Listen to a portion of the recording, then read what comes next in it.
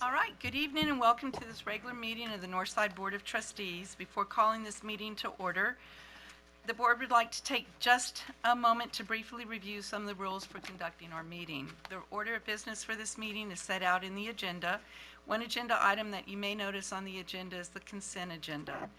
This item includes items that are considered routine and are of a recurring nature. All the items listed on the consent agenda will be acted upon in one motion. If there is a consent agenda item which anyone here would like to address, please sign up to speak to that item and we will pull it from the consent motion and discuss it separately. The purpose of our meeting is to, I'm out of breath. The purpose of our meeting is to conduct board business, and for that reason it is held in public. It is not a public forum, however, we do provide opportunity for audience participation. If there is anyone who would like to address the board during an agenda item or citizens to be heard on the agenda, we ask that you please complete a sign-up sheet located at the entrance to this room. This is so we do not overlook anyone who would like to speak to the board. We will review the rules for addressing the board later in the meeting. Is there anyone here who would like to sign up to an agenda item and has not done so? All right, seeing no one, the meeting will then be officially called to order. Please stand as Trustee Gerald Lopez leads us in the invocation and pledges of allegiance. Almighty and merciful God, we ask your guidance and blessings upon this board, students, parents, patrons, teachers, and administrators as we are assembled here this evening in the common pursuit of this great nation's wealth, our children. Amen. Amen. Amen. Pledge of allegiance To the flag of the United States of America and to the republic for which it stands, one nation, under God, indivisible, with liberty and justice for all. Honor the Texas flag. I pledge allegiance to thee, Texas, one state, under God, one and indivisible. Thank you, Mr. Lopez. This regulation of the Board of Trustees is authorized in accordance with Texas Government Code Sections 551.001 through 551.146. The next item of business on the agenda is the superintendent's report. Thank you, Mrs. Chumley, members of the board. Several items to report to you tonight. I want to start by taking just a moment to compliment the opening of our two new schools this year, Callison Elementary under the leadership of Billy Navin and Harlan High School under the leadership of Robert Harris. I'll tell you that both of them had a really extremely smooth opening. They both have plenty of students enrolled. And it looked more like year 2 or year 3 of the school. Everybody knew where they were going and was in class when the first bell rang. It was really very smooth. I'll tell you that we had a school boundary advisory committee meeting at Harlan the other night, and it happened to be the same night they were having a pep rally for their homecoming game. And I'm not really sure about how you do homecoming year 1, but anyway. So, but what happened is we SBAC had to have our parking coned off. There were so many people at the pep rally; it was absolutely amazing. So congratulations to both those principals and their staffs for really building community at a new school, which we know is very important. So just quickly on enrollment, our enrollment as of last Friday is right at 106,000. That does represent a slowing of our growth, but still continuing to grow. And just a note to the board, we do have maybe around 100 or so Hurricane Harvey connected students enrolled, and that number fluctuates up and down on a daily basis.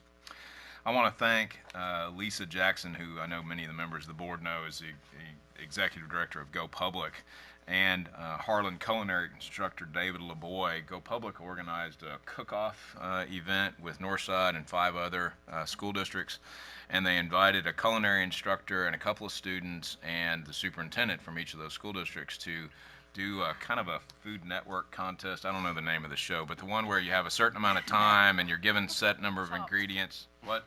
Chopped. There you go, Chopped. So So we did this at the Culinary Institute of America, and had a kind of a cook-off contest, and I'll say I didn't hurt myself or anyone else. And there you go. There's a picture of our little group right there. And David and his kids did such a fantastic job of putting together an absolutely beautiful meal. So thanks to those folks. That was a really, really neat event. I just want to let the board know, not sure that I've done this, that I've been elected to serve as an officer in the Texas School Alliance this year, and will be in the president train going forward. Texas School Alliance is the biggest 36 districts by population in our state. Thanks to some of the members of our board who were able to attend the chamber luncheon honoring Speaker Strauss.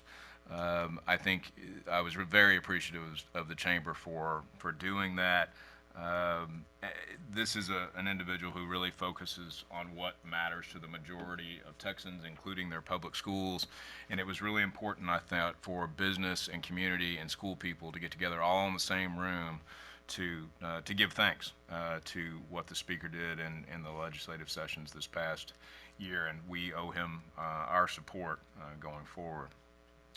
I want to thank Dana Bickley, and who's on staff here at Northside, and about 350 Northside staff members for participating in a digital sharing of ideas called a Twitter chat. With great help from Dana, I was able to host my second Twitter chat. Mostly Dana hosts. And the sharing of ideas in this kind of unique digital way, this kind of new way of sharing ideas, was really inspirational. We just got some fantastic people doing amazing things for kids. I've served for a little over a year on a statewide dual credit task force, and that work is coming to a conclusion. This is university folks, K-12 folks, and some legislative staffers. And we're coming down to some policy recommendations on dual credit statewide ahead of the 2019 legislative session. So we hope that we'll be able to have some influence on interim charges and on the 2019 session. Want to thank Cassandra Miranda and our foundation board for a great event the other night that raised right around $200,000 for our education foundation. Very nice event as per usual. So I'll launch into the video segment for tonight, and I'll say to the board, this is a little bit different than what we've done in the past. So this group of videos, I guess, is called This is Northside, and this particular one features the first day at Harlan and Callison, which you heard about, the KENS 5 Excel Award surprise for Glen Oaks teacher Rocio Polinar, and Roads Transportation staff and their Hurricane Harvey school supply drive.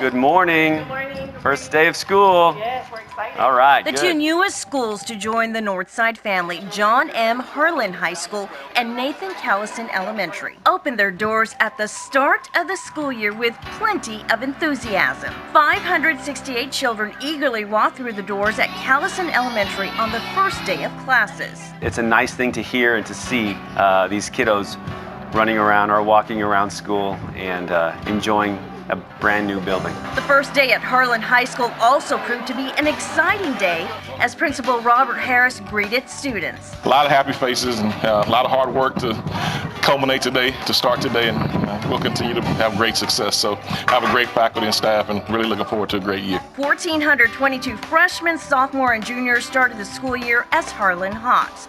There are no seniors attending during the inaugural year. Both schools are located in far western Bexar County, which continues to be a rapidly growing area. And our award today goes to your fourth grade teacher, Mrs. Rocio Martinez Apolinar. The school year may have just started, but already Northside teachers are proving to be the best of the best in their profession. Glen Oaks fourth grade bilingual teacher Rocio Martinez Apolinar received quite a surprise when KENS 5 news anchor Deborah Knapp announced her as a 2017-2018 Excel Award recipient. Mrs. Martinez Apolinar thought the students were gathering for a goal-setting pep rally, but she quickly found out it was all for her. The honor is given to outstanding teachers in San Antonio by KENS 5 and Human Credit. I wasn't expecting this at all, and again, just like it was mentioned, I do it for the kids and for the school and for those of my students that have been in my classroom. They know very well that I do it for all of you. She was given the Silver Apple Award and a check for $1,000. An exciting morning out here at Rhodes Transportation Station where bus drivers and other transportation employees are stuffing backpacks to help students along the coastal bend affected by Hurricane Harvey. I'm here with Judy Flores, who is the bus driver here, and she's here to tell us more as to how this came about, Judy, and you came up with this idea, and tell me why. Well, I was down there the weekend after Labor Day weekend with my husband and some other people working, and the devastation was just unbelievable. Where are these kids going to get their school supplies if and when they do go back to school? So I came back and I was talking to Rick, the station manager, and asking him, why couldn't we have a school supply drive? Within a couple of hours, he had an answer. He said, go for it. And I put it out on social media, and the school supplies have just poured in. We made a flyer here, and one of the ladies, she took it across the street to Walmart. Well, 6 truckloads later, we have all of these school supplies that are sitting here right now. So they're stuffing 1,000 backpacks out here, and what I want to add is Judy and all these other bus drivers, they're doing this on their own time between their bus routes. So not only are they taking care of our kids here at Northside, they're taking care of students along the coastal bend affected once again by Hurricane Harvey, and that is truly being Northside inspired.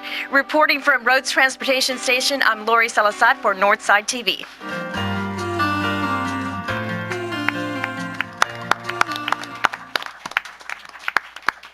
Thanks to Barry and Monica and their staff. That was very well done. Ms. Chumley, that concludes Superintendent's report. All right, thank you very much. Do any trustees have anything they'd like to report?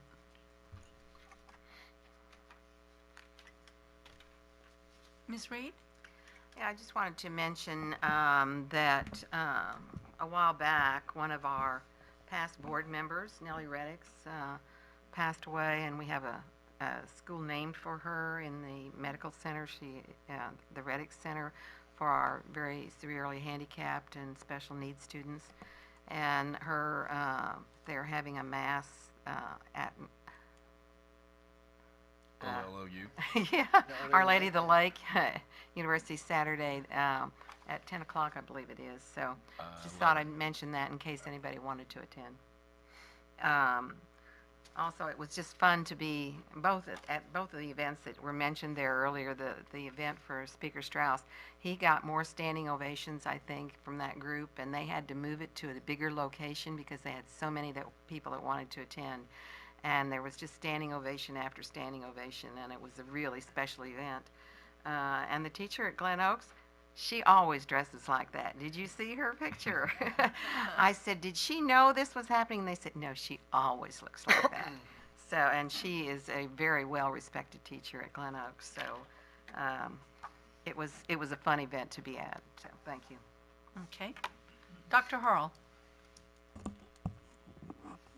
Thank you, Madam President. I wanted to publicly thank our school board trustees for their generous donations for the NEF live auction.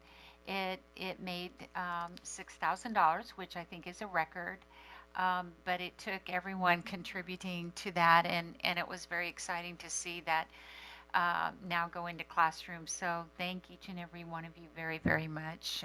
That was so special. Our pillars that were chosen, continue to be the reward you get for being a trustee. They keep on giving. They started in our schools, they graduated from our schools, and they are making a difference in the world. And so that was amazing. James, I'm glad you're here. The kids that performed, oh my gosh, were they just outstanding. And I loved how everyone see them and feel like they had front row seats in a Broadway play. I do think that I probably would have liked The Wizard of Oz better had the flying monkeys look like the ones that were there that night. They were endearing and the costumes were clever. But it again was a way to get a peek inside our classrooms. So thank you for that. I also wanted to let our folks in the audience know too, and then the rest of the board, we had our first steering committee of the SBOE long range planning. There are 10 of us and then some appointed SBOE higher ed folks, and then also workforce people that are looking at a 13-year peek into the future, what we think should be priorities for SBOE to focus on. And I was going to read them, but I can't see. I had it up and closed down. But anyway, oh, here they are. So the priorities right now, and then we're going to be gathering input for the next 6 months. There's other ways to give input, but you certainly can email me. But we're looking at effective systems of student support for all students, early and equal access to offerings and technology, future readiness, and these are very global because they're waiting for more detailed input, I hope, educator prep, recruitment, retention, professional development, family, student, parent empowerment, early learning, numeracy and literacy, and multiple diverse measures of accountability and learning in schools. And so anyway, that's at least a little bit of a roadmap into the next 13 years. And so, and then the SBOE will they work in partnership with the legislature and TEA to making more specific or adding more specificity to some of these things. So anyway, but they are seeking public input in the next 6 months. Thank you very much. Thank you, Carol. Ms. Freeman. Thanks, Melissa. Regarding the chamber appreciation, we've mentioned that before. One thing that I will remember, Joe Strauss, when he addressed the business and community leaders at that luncheon, he made a statement about public education, and that it was or is the greatest economic development tool that we have, and that really sticks with me. I think that's something that sometimes business leaders and community people forget, but we are certainly important in a lot of ways to the community. But I've used that. I've quoted him a few times since then. I appreciated that. I know Carol and I attended the Public Education Forum, I think that's what they called it, hosted by the Express News over by, it was by the Hayes Street Bridge on the east side. It was very well attended. The takeaway, there's a lot of people in the community that are truly interested in education. They asked some very specific questions of the Express News education writers, and Gloria Padilla was there too, representing the editorial board. Quite frankly, I wish there were school people that would have had the opportunity to be on that panel to answer. The questions were very detailed to that particular group. So that was interesting. Also, Jamie Stockwell, who is the managing editor of the Express News, actually encouraged and welcomed districts, and Bobby, go public, to send success stories so that they would be considered for publication directly to her. So that was interesting. I'm sure we can fill up her email box with some of those success stories. Just a couple things to my fellow trustees regarding the task attention. I think I've not had an opportunity to look through this folder, Linda, that you've given us. The S-Band luncheon is on Friday, and it is a free luncheon. And please look for that if you need a place to eat on Friday. Dan Huberty will be the guest speaker, so it will be very interesting. Also, as you may know, TASB has rolled out XG, or Exceptional Governance Training, and I know Phil Gore will speak to that. There's a 3-hour workshop on Friday morning, and also a workshop at 2:15 that evening, talking about governing differently, and lessons from selected high-performing districts, boards from high-performing, what some people have deemed as high-performing districts, will be presenting at that time, so it might be of interest to some of us. And that in the exhibit hall also there are opportunities to earn continuing education credits. So you might want to look at some of those opportunities too in the exhibit hall. Thank you. Great, thank you. Mr. Medina. Thank you. I wanted to recognize our parents for their involvement this year. Open house is ongoing, and the numbers that parents have been participating in activities have, in my view, has increased dramatically. And I think a lot of it has to do with our administration and our teachers highlighting our students' classroom success and their activities that they're participating in, including boosters that are being extremely involved. Our PTA is communicating real well with our parents in the community, as well as another program that I participate in. My sons are in multiple campuses, and so an activity for men, to be involved in their children's classrooms or on their campuses. What I generally recognize as Watchdogs, and it stands for Dads of Great Students, and it's moving forward throughout the district, and it's a lot of traction, and it's become very successful, where dads are not only seen as role models, but they're also seen as being involved in the academics as well. And so again, if there's men that have not been, I highly encourage you to seek that interest of being more involved on the campus. Congratulations, Doc, on your election for the Texas School Alliance as an officer. We do want to congratulate you on that as well. And it is National Voters Registration Day, and so we did have a session this summer, and we went through special session, and there was some public education concerns, and one way of being participating in your future and what matters most to you is again at the polls. If you register, I guess registration's ongoing now to be I guess participating in the November election. I think it ends in October 6th. October 10th, thank you. And so if anyone's not in registered voter, we highly encourage that. And as well, Thank you. I wanted to advertise John Jay's annual National Night Out, which will be their second National Night Out next Tuesday. So if you are looking for a good time or to be out, I highly encourage you to come out to John Jay next Tuesday evening. Thank you. Thank you. Mr. Blunt?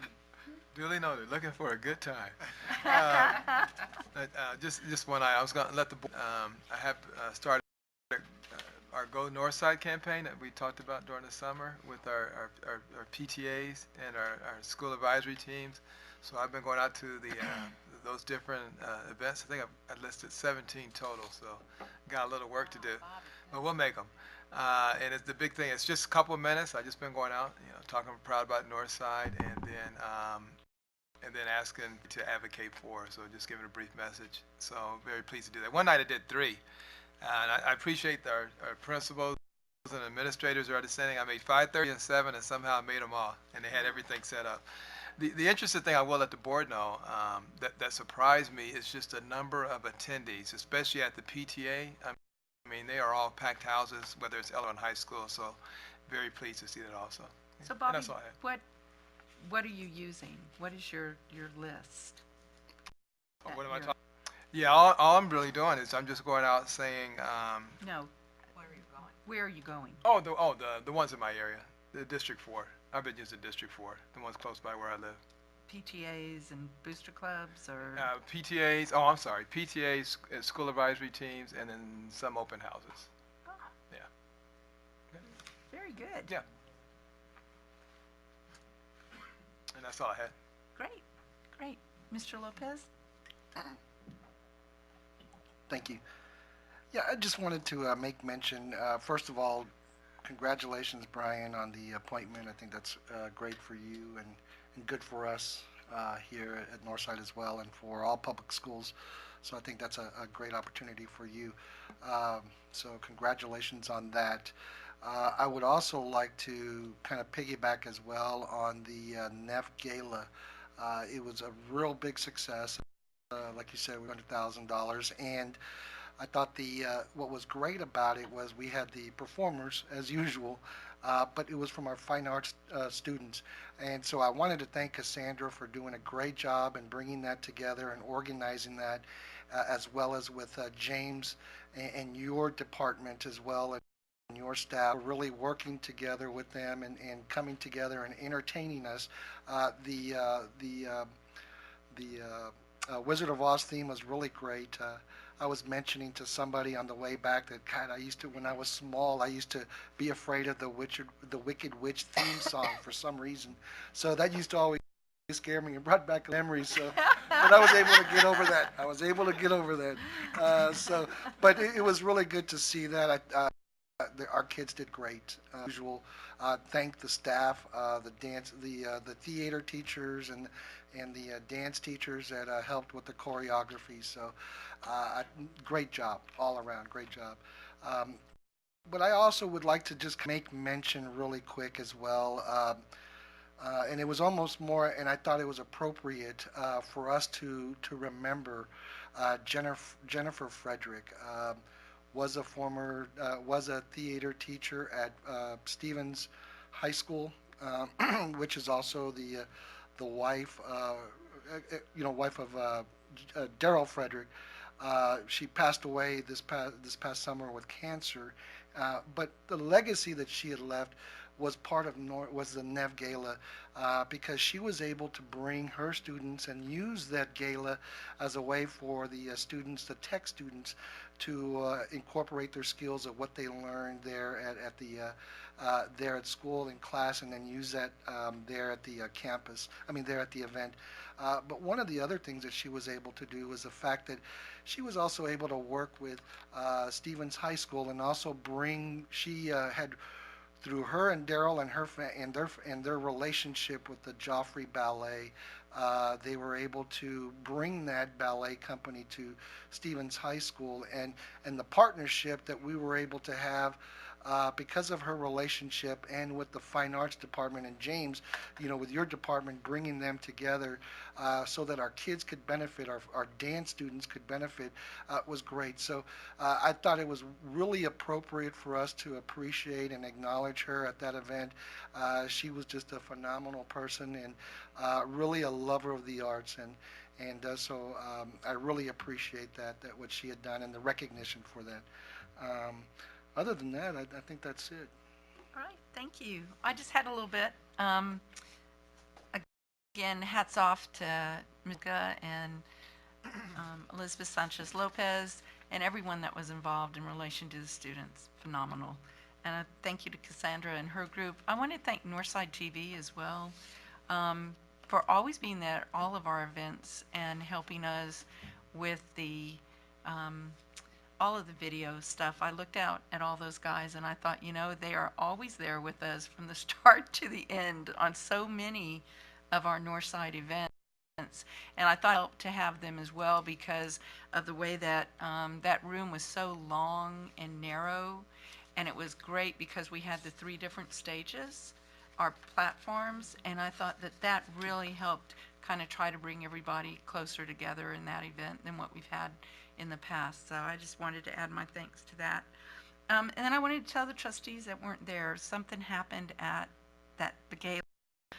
William Raba and the Raba family made a $25,000 donation to the gala, or to NEF, in the name of his sister who passed away in July, and she passed on the same day that her mother Bunny Jean passed.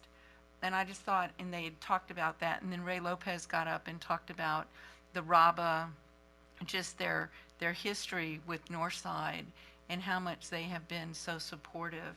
And I just thought that was really a true statement of how our district goes full circle, because all of the RABA children went to Northside schools, and that this family has just really, you know, been such good friends to our school district and to our children. And I just thought that was just a really, right. And Dr. Rava, Carl Rava was a trustee, and board president, but I just thought it was really for them to do that. I thought that was just a really, I think they made really the nice first event. $1 million donation to the foundation a long time ago, which was around the time that we named the school for Bunny Jean. Well, I know that Bunny Jean in fact, they talked about it, that she was one of the first,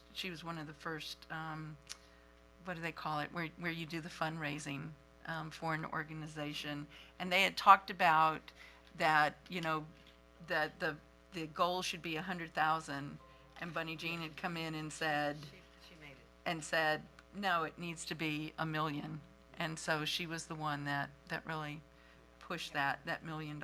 So it was really a touching thing. And I wanted to tell you what happened with Judy Flores. So Judy Flores is one of our bus drivers, but she's also someone that serves on the O'Connor High School FFA boosters, and she's been on the board of directors for the Walter Gerlach Livestock Show for years, since her kids were, you know, graduated years ago, but she's stayed and worked. And so on Facebook, she's friends with one of our farmer students, Boone Logan, who is a relief pitcher for, I think he's with Cincinnati right now. Anyway, so Boone saw that she was looking to do this fundraiser and contacted her and donated $5,000 to help assist with all of those supplies. And I just thought that was really neat, that one of our farmer O'Connor students, you know, just through a Facebook post, went ahead and donated $5,000 to us, to Judy for this. And she will have almost 3,000 actually backpacks by the time, and we're taking them down on a bus trip Saturday, actually, to Aransas Pass, who is very excited and has said that they will need them October 16th. So I'm hoping that means that some of those schools are starting to open. But anyway, I just thought that was neat, and that it was the bus drivers who really got engaged and did this. And I don't remember another time that we've had that group really do that. But anyway, I just wanted to share that with y'all. I thought that was really neat about Boone. So that's it. The next item of business on the agenda is recognitions. So if the board will join us.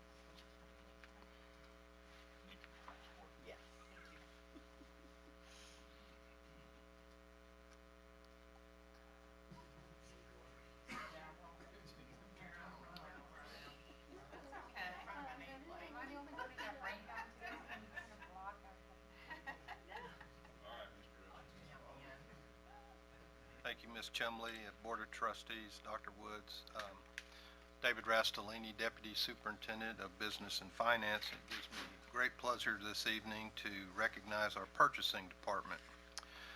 Northside ISD has received notification that we are a recipient of the National Procurement Institute Achievement of Excellence in Procurement, or the AEP Award. This annual award is earned by organizations that demonstrate excellence by obtaining a high score based on standardized criteria. The criteria are designed to measure innovation, professionalism, productivity, e-procurement, and leadership attributes of the procurement organization. Director George Ayala and Assistant Director Jason Bandy are here tonight representing the 34 three employees in the purchasing department that collectively had a hand in achieving this milestone. It's my pleasure to present them to the board for recognition at this time.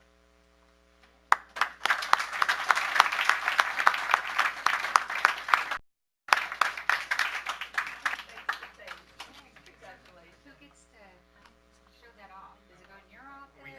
We have a couple of us in the office. They have a trophy case. We have a cake. It's low bid.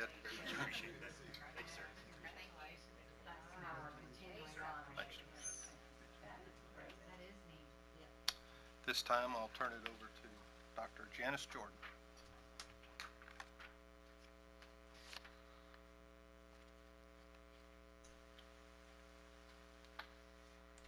Janice Jordan, Deputy Superintendent. The Northside Educational Improvement Council, or NEIC, is the district decision-making committee established in accordance with the Texas Education Code. NEIC has approximately 40 members, including staff, parents, business, and community.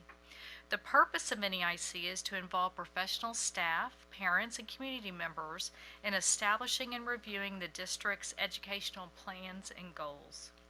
Staff members are elected for a 2-year term by their peers on the campus, and parents and community members are appointed by the board for their term. We're here tonight to recognize those who are rotating off the NEIC after serving their term. Of course, we hope that they'll stick around because we know we'll be wanting to tap into them again. Sometimes it's not always an easiest, exciting one, but we're very thankful for your service. So please come forward and let us recognize you at this time. Mary Adams.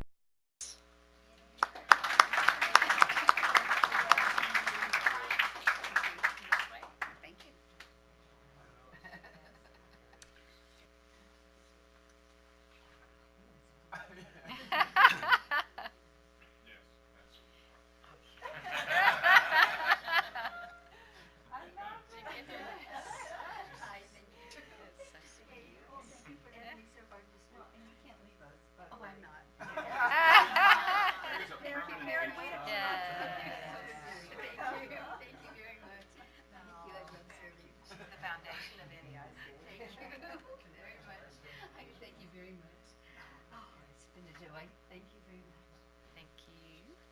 And then we have Rose Vincent.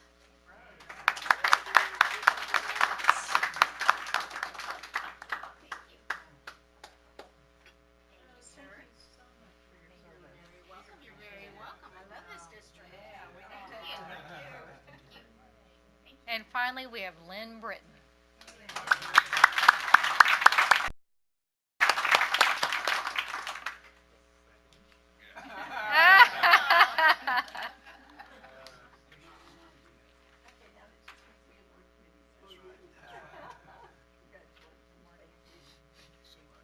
For those of you that don't know, Lynn Britton was a former member of the Board of Trustees. So we appreciate you coming down.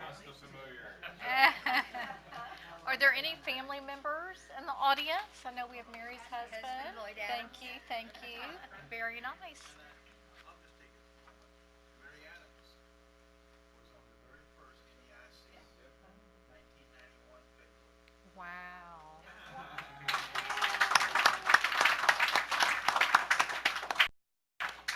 Thank you. This recognitions. Or at least my recognition. Oh, Ray Galindo, not quite. No offense taken. Ms. Chumley, Dr. Woods, members of the board, my name is Ray Galindo. I'm the Deputy Superintendent for Administration, and it is my pleasure to recommend one of our outgoing members of the School Boundary Advisory Committee. The SBAC plays a pivotal role in helping the school district formulate boundaries, not only for our new schools that are opening, but adjusting boundaries at existing schools as well. And we all have an easy task. The individuals who serve on this committee donate many night hours listening to reports about demographics and enrollment trends and listening to parents who are either in support or more likely not in support of a move to a different campus.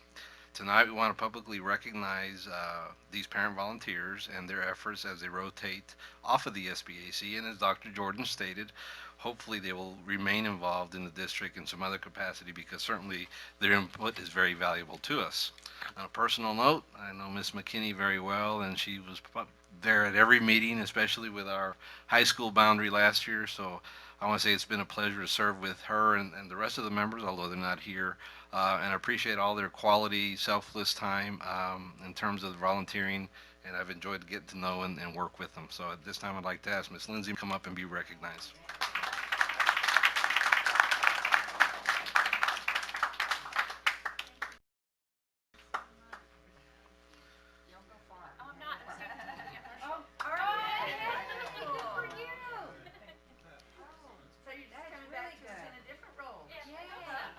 Congratulations. And that, Ms. Chumley, does conclude our recognitions. Right.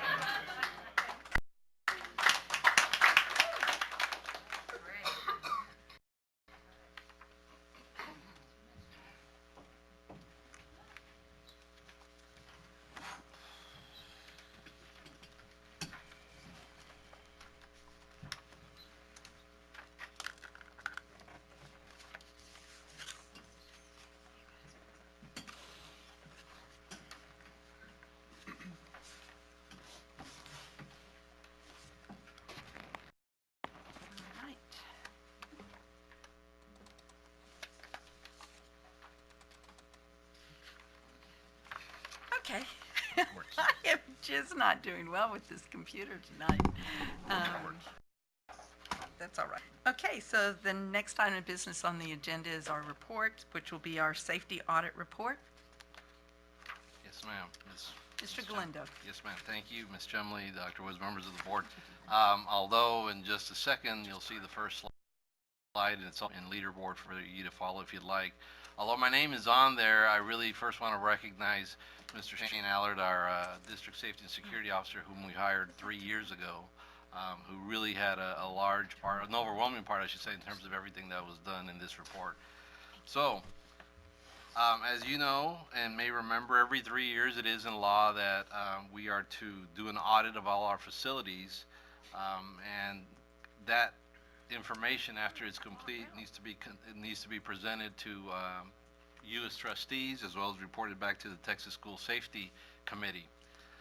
And so 3 years ago, we used to actually contract this work out, and you may remember that 3 years ago we came to the realization that as large of a district as we were, that perhaps we should have our own in-house district safety and security officer, which led to us hiring Shane. And so what Shane does now on a continuous basis is actually has not just our school, but all our facilities on a cycle, and we'll go through and evaluate and conduct these audits. And so that audit being completed now, here we are presenting the results to you as the Board of Trustees. And again, this information will then be forwarded to the Texas School Safety Center.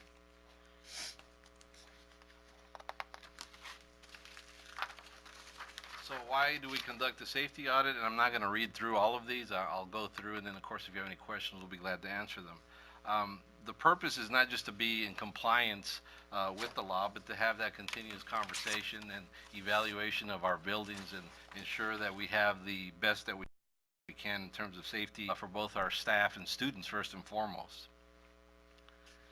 And so the audit itself is developed by the Texas School Safety Center. And you'll notice that the intent is to improve safety, but we're not really obligated to do so. Certainly their hope is that there's a discussion and planning to improve wherever necessary, but the authority isn't there and forcing us to have to, or requiring us to have to do something in regard to safety. The scope of the safety audit, there is an on-site audit that Mr. Allard performs at every one of our buildings. And you can see that both external, internal, everything in terms of communication and planning is assessed. And so through this 3-year cycle, Shane was able to go to every one of our buildings, again, not just our campuses, but our departments as well. The actual instrument which was developed again by the Texas Safety Center, has over 328 line items, and you can see there 0 through 4. Each of them, based on what the result is given or assigned a certain point. And so the next slide actually has an example for you of a sample question or item, which in this case deals with the main entrance of any building. And you can see there how the percentage breakdown may break down with 0 through 4 and the points that can be assigned to that particular item. And so as you would imagine, with over 300 of these and an on-site person going through and discussing with administration, a pretty thorough audit is done for every one of our buildings.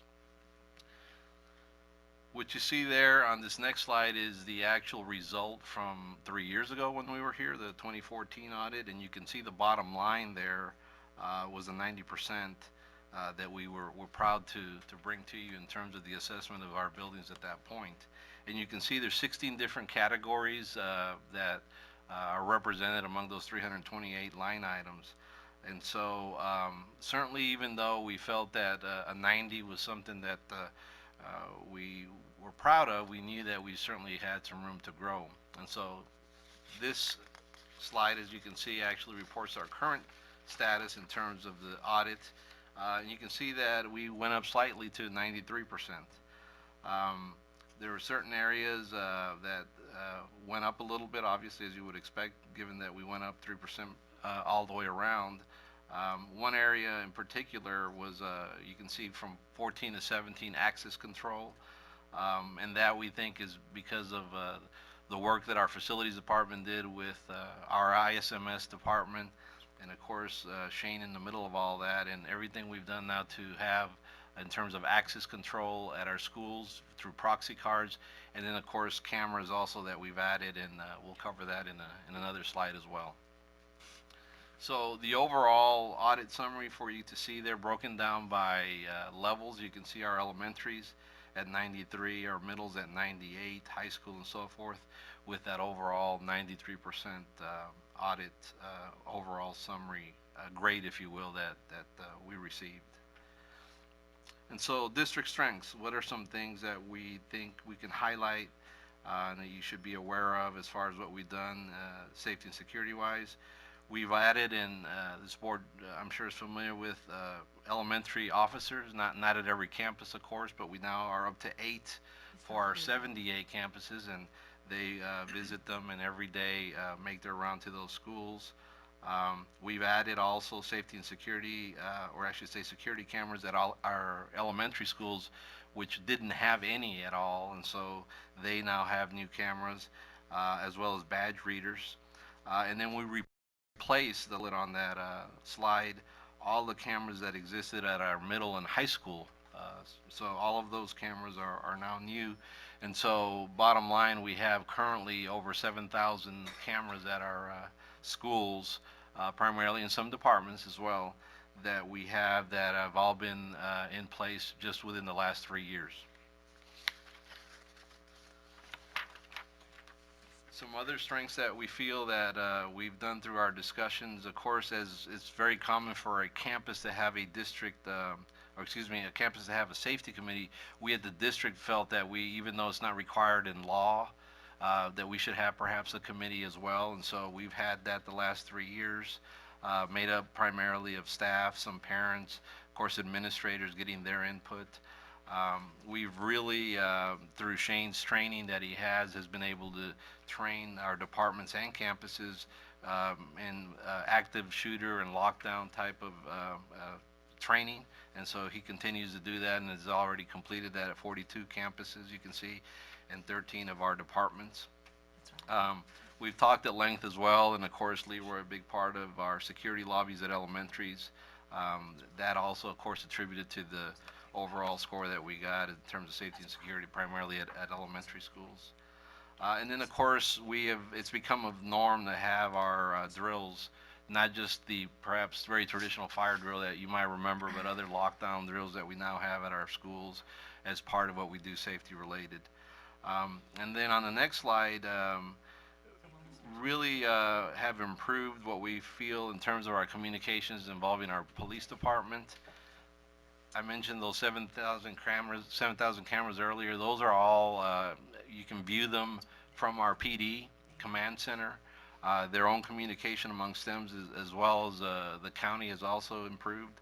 And so that we feel all has really helped in relation to safety for all our buildings, not just our campuses. And so, be that as it may, with those initiatives, we will always and still have, of course, challenges. And so one of the topics that's come up here of late is perhaps the Raptor system, which is commonly used at elementary, and maybe some form or variation of that at our middle schools. That, of course, at a discussion level only. Still continue to visit our visitor policy throughout our schools. And then we made a goal to have all our schools complete the active shooter and workplace violence training by January 1. And so principals have been informed of that, and we hope to have that completed by January 1 of this coming year. And then, of course, although one might say it's pretty common at our campuses, we still continue to look at, and from a safety perspective, traffic congestion at all our schools and what we can do continuously, meeting with principals and again through PD, discussing what we can do in terms of traffic flow and congestion and trying to improve that at all our campuses. So where do we go from here? It's a continuous process in terms of with new construction and some of our older buildings that we continue to look at what it is that we can do to improve. And so that discussion will continue with facilities, with police, with administration. And as mentioned already, through the cycle and the plan that we have with Mr. Shane Allard, hope that we can continue to improve everything that we do in relation to safety with not only just schools. A major push this next round for the next 3 years will be looking at our departments and ensuring, and of course reminding ourselves that some of them do have students from time to time, and they do have our staff. And so our hope is that although already an impressive 93% that we bring to you this go around, that we can maintain or maybe even improve upon that 3 years from now when we come back and give you our next audit. So with that, I'll be glad to answer any questions in regard to this report, and it is for information only again, nothing to be approved, but again required to be presented to you. Ms. Freeman? Thank you. Ray, the percentage, the rating for buses and parking was not as high as some of the other items. Please explain.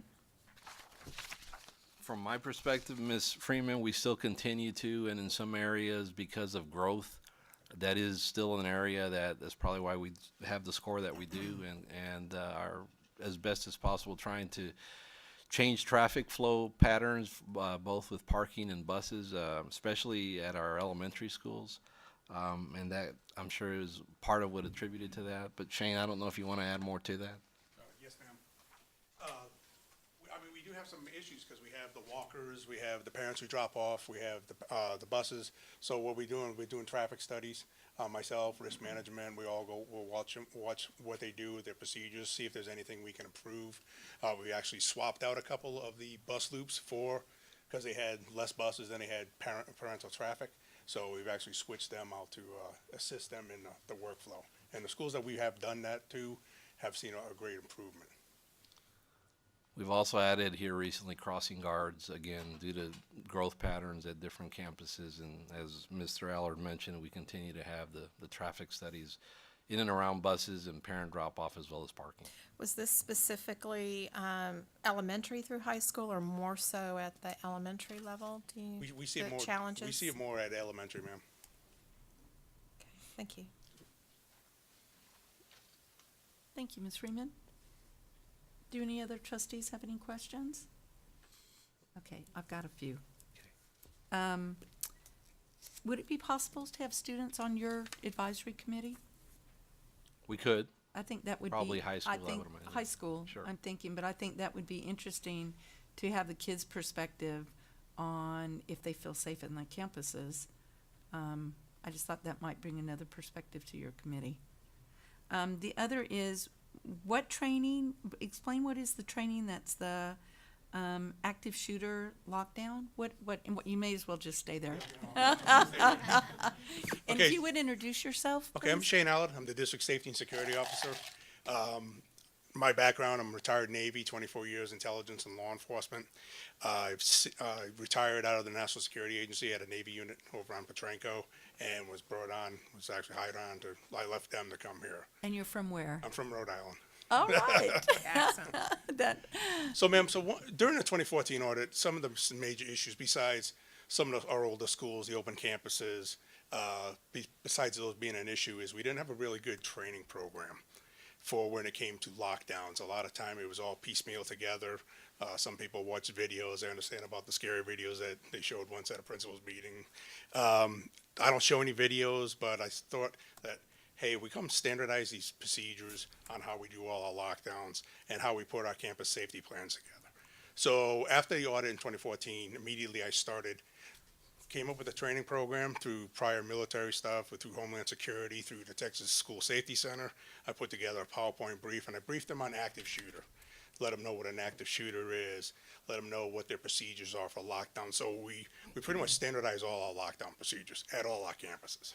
So when the board is notified that a lockdown has occurred at one of our campuses, which we get those all the time, all of that has been standardized so that if it's one school on one side of the campus of the district to the other, they should all be following the same lockdown ma'am. process that you've put into place. Yes, so we broke it down to full lockdown, where we actually have a shooter possibly on the campus or close to the campus, where they will go into a full lockdown where there's no movement or anything else, to a modified lockdown where, say, SAPD is looking for a bad guy in the Those are what vicinity of we one of get. our schools. And that's pretty much, that's the majority of all our business is modified lockdowns. So what we stress to them is, hey, in a modified lockdown, Northside Police Department launches a whole bunch of police officers to that campus, and we basically show the flag.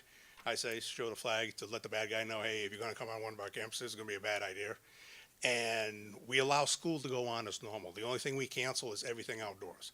So there's no PE, recess, athletics, anything until we've cleared it and deemed it safe for them to go ahead and start doing that. Okay. The other area, Ms. Freeman pointed out the buses and parking. The other area is the area where we're low is the emergency operations plan. Yes, so we standardize all the emergency plans. So based on our 2014 audit, I revamped our district's emergency operations plan to bring it more into the future with the common terminology for active shooter, added scenarios.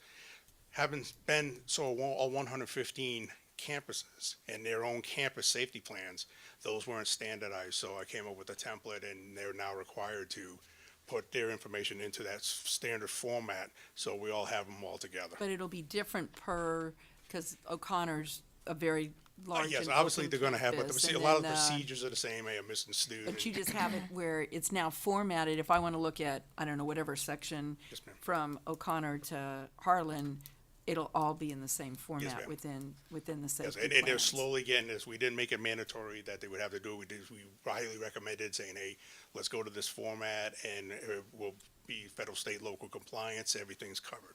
And is there anything within our safety guidelines that they have to review that operations plan, that emergency operations plan on a regular basis? They have to or what is review that every August when they come back, and they'll brief their campus safety team and let them know, hey, these are procedures. Here's where it's kept on the Google Drive, and so they're all aware of what to do. Okay, and I know that we haven't done them. I think we've done because I remember one at Marshall where Marshall was, I think, used as a campus as an example of a catastrophe. A shelter, not too long ago for Leon Valley. At TASB, actually, I'd gone to one of those presentations, and it was about a campus that had an active shooter. And they talked about having within their plan not just what you do, what teachers do on the campus, but how, as you get children off the campus, that you have an area that is staged, where the kids go and where parents can be Yes, ma'am. reunited So with their our- children. Do we have that? Yes, ma'am. We do have emergency Within- evacuation plans, and we do have 2 sites located. I prefer not to let you know. No, that's all right, but I just want to make well, sure yes, that we do. that was a part of the component of it, because what the school had talked about was that part of it. They were really good on locking down their campus, teachers making sure their kids were kept in their, but it was the reuniting the parents Yes, with ma'am. their kids afterwards that got really hectic. And so they had just said that that was one of their recommendations, is to make sure, that was parent part reunification. of your Yes, evacuation that is plan. part of our plans of reunification on how we would do that at the facility, the 2 designated facilities. The state doesn't require, the state used to require that we had to do one at least once a year per campus. And that's a lot of bus money and a lot of time out of training, school and everything else. So the state said, hey, we're going to do away with that. Just have it in place that you know what to do. Do we still do fire drills? I know we do in elementary school. Do we do that in We do it secondary? all levels. In all levels, we do. Once a month. Once a month and twice a month, and twice in September when school starts again, or in August when school starts, and then it's a month every month. Really? Yes, ma'am. I did not realize that we were still doing that. And then just one other thing is your report available if I wanted to see school-to-school basis, if I wanted to see what it was on one versus another? Yes, ma'am. Okay, We and can we can provide get a copy of that. All right, that was everything. Oh, I do have something, but it's not really necessarily yours, Shane. So, Leroy, when the board is asked to approve the schematic design, the footprint of our schools, where our bus loops and parent drop-off goes, and so that's all set. We're told that there's been a traffic study done. All of that is planned. Then I've been to a couple of campuses that don't follow that. And so my question is, because Shane has said that, they've come in on a safety thing and may change where that is. So I'm curious about that. And one campus that's an example is Stinson. I went back and saw the original plans of Stinson where the bus drop-off and the parent drop-off is, and somehow along the way, the campus made the decision to change that. And so I'm curious, when we're approving the traffic patterns on these schools, how does that fit then, that they would come in and be changed? I can tell you in the newer schools, we spend a lot of time making sure that we separate the traffic. And you'll see a bus loop that is around the edges, so to speak, in 2 different locations. And then we have put probably in the last 10 or 15 schools more stacking space than we've ever done in the past, because we noticed buses, drop off, and things of that nature. So I can respond to the last 10 or 15 schools that we've actually designed. And we've gone back a year later, and they seem to be working. I think what Shane is talking about is on the existing schools where we have limited sites and impacts to various types of changes in traffic patterns in or around the school. Sometimes it necessitates us going back and reevaluating changes in traffic patterns. So I think this applies more on the existing schools than on the newer schools. So when we present to you a Stinson's schematic, not that old, though. we try to take traffic completely out of the 25 years. And so they are completely separate. So I believe that works. It's our existing schools that are always been challenging. I was just curious about it, because I thought, that's what we're approving. We're approving how those driveways are set up. Ms. Chumley, we have actually, when we do modifications to the parking lots, we extend the stacking area as Right. well. And there's a couple of them that come to mind that we've actually changed it as a result of concerns expressed by the campus and certainly the parents when they're trying to drop off, which is not enough space. Okay, thank you very much. Thank you, ma'am. All right. Thank you, Shane. Thank you, Mr. Glendo. The next item of business on the agenda is the consent agenda. Do any trustees have any item that they want to have pulled? There being none, is there a motion to come before the board? Ms. Reed? Of the consent agenda as presented. Second. All those the motion's been made and seconded that we approve the consent agenda. Is there any discussion? Seeing none. All those in favor, please signify by saying aye. Aye. All those opposed, the ayes have it and the motion carries. The next item in business is the citizens to be heard. We believe citizens to be heard is important and meaningful, and we will listen to what you have to say. We value your opinions, although we are restrained by law from taking any action. Please use the podium, address your remarks to the board, confine your remarks to an NSID policy or practice, limit your remarks to 3 minutes. At 2 minutes, the board secretary, Mr. Lopez, will hold up the yellow card. At 3 minutes, the board secretary will hold up the red card. We ask that you wrap up your remarks at that point. Do not make personal attacks on individuals. Audience, please refrain from applause or any negative response. We do, I see, have one person. Mr. Yang. Yanez? Yang or Yanez? Yang? Mr. Yang.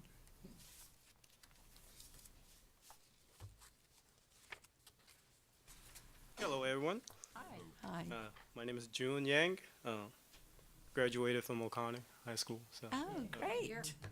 2006.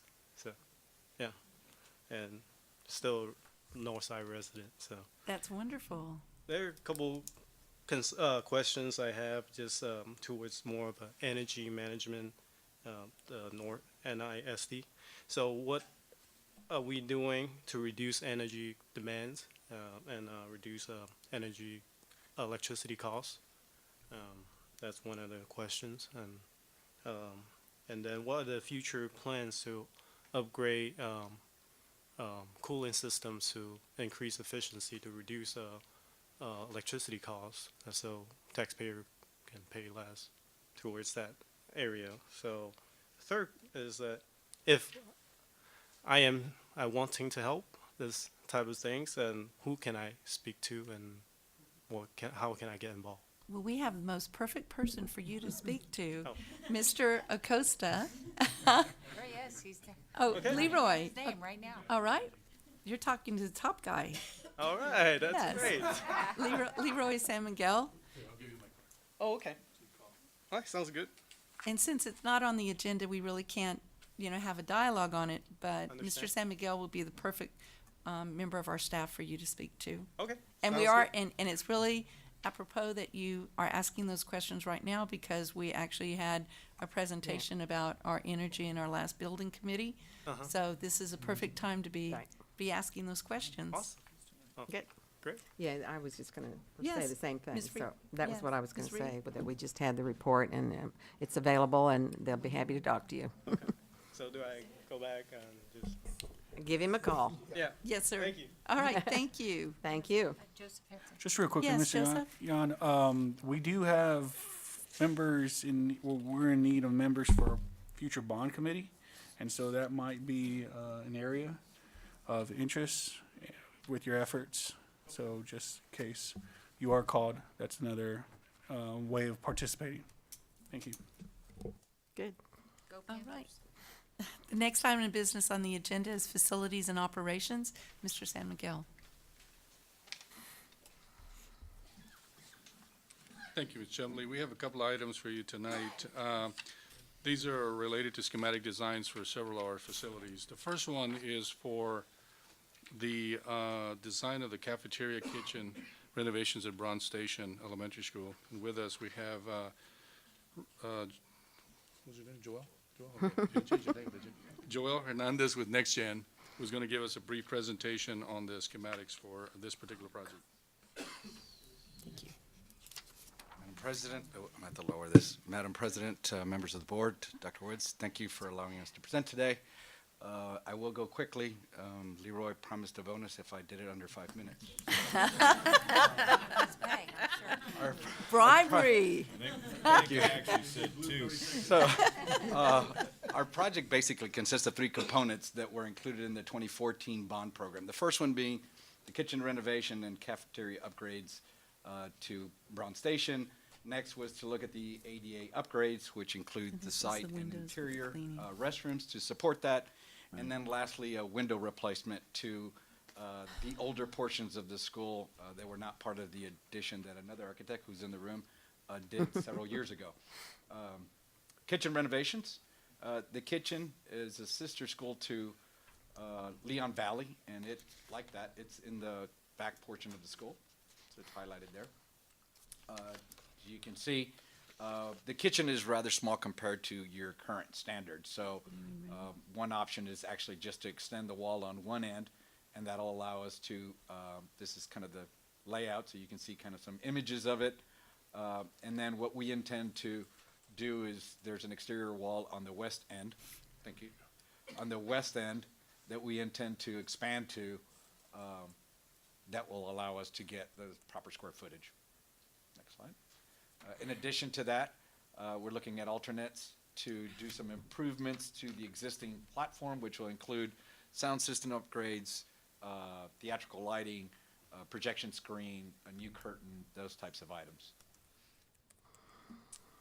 The kitchen layout is pretty much your standard kitchen layout that you have for most of your elementary schools, so there's nothing real significant about that, but basically we have a serving line that serves in, comes in, point of sales in the middle, and then all of your kitchen activities occur on the back. On the ADA upgrades, basically we're focusing on two areas. First is the front entry and the parking area, and making sure that we have an accessible route, which is one of the components necessary for us to get our permit for construction. So that'll include some minor restriping and minor asphalt work. It's pretty minor as far as that's concerned. Secondly, we will be renovating 2 restrooms to make ADA compliant. We have a pair of student restrooms in this location near the area that we're renovating, as well as 2 adult restrooms, teacher restrooms that we'll be updating. Pretty standard in regards to what you've probably seen 1,000 times. We have a restroom that has basically 6 stalls. We're going to end up reducing it by 1 so that we can have the appropriate space to have our turning radiuses and have 2 new compliant spaces within the boys and girls restrooms.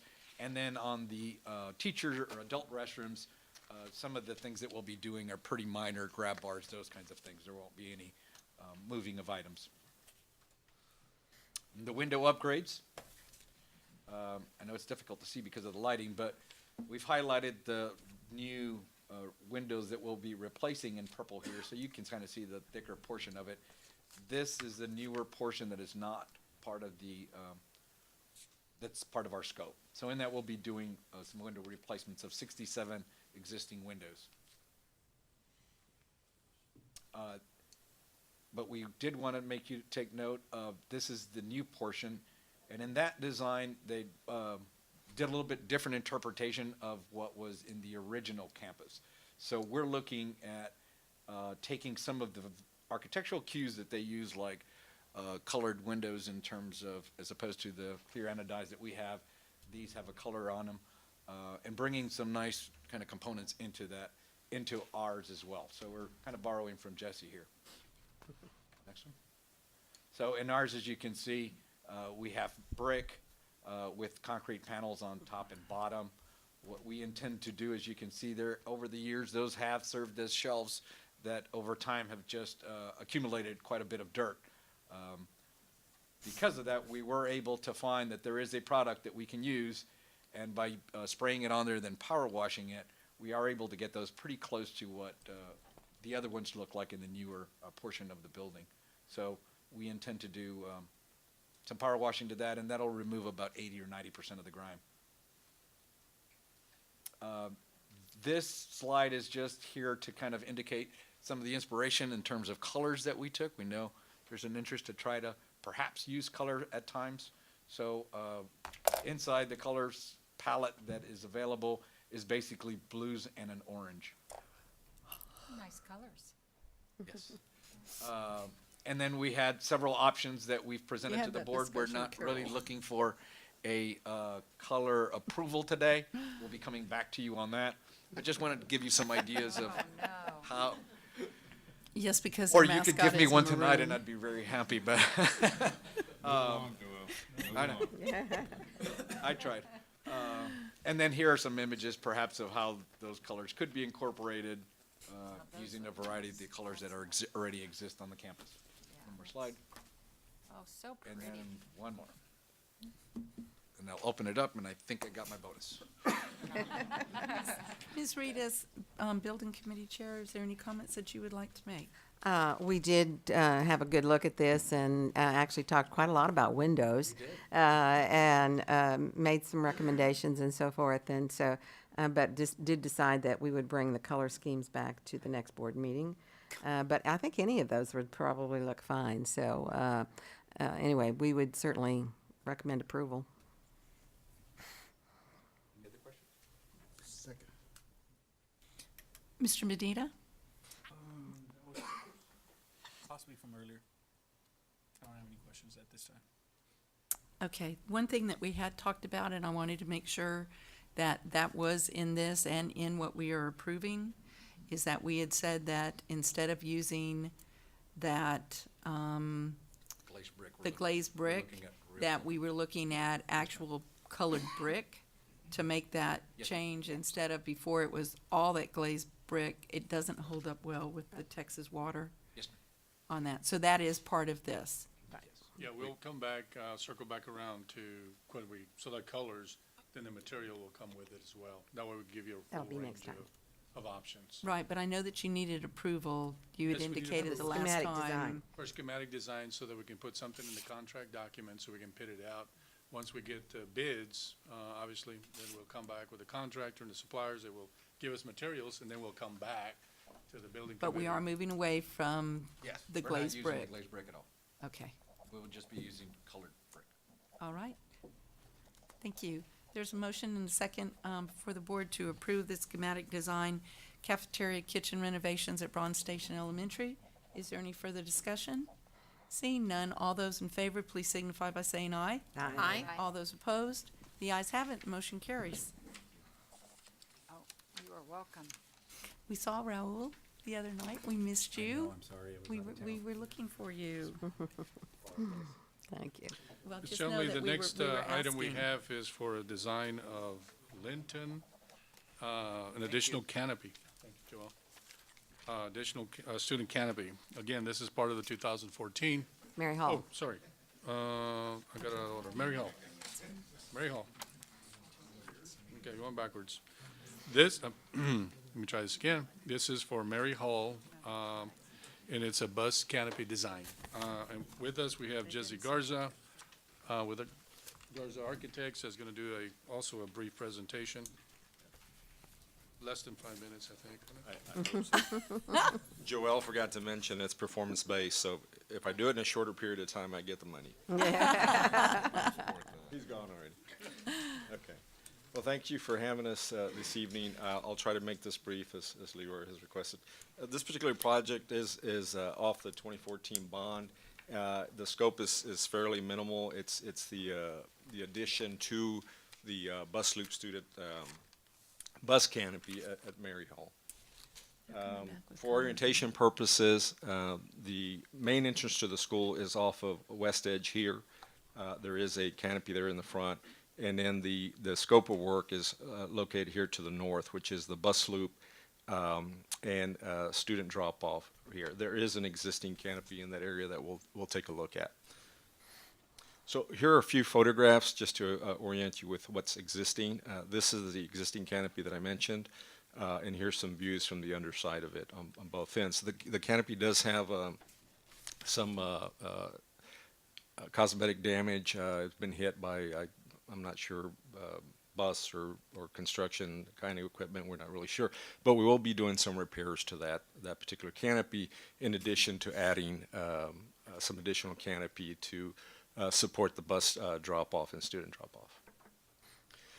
This is the view of the main entrance, which is off of West Edge on the east end. And we brought these photos because we'd like to propose a cosmetic upgrade here to kind of tie these two together. This is a unique campus in that the bus loop and the front entrance are actually at 90 degrees from each other. So it's almost like a corner lot, if you will. So the entrances are, we want to make sure and signify the differences between the two.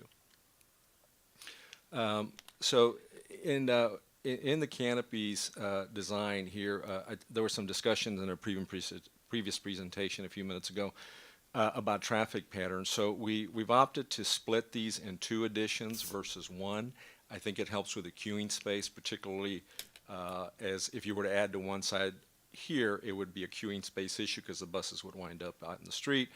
Or if you extended this one to this end, then they become some kind of blind spots out into the traffic. So splitting them in a symmetrical design, I think, is the best solution here.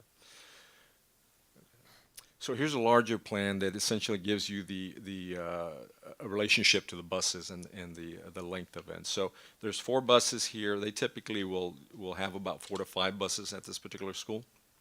As you can see, we have adequate coverage with all 4 here in a stacking scenario.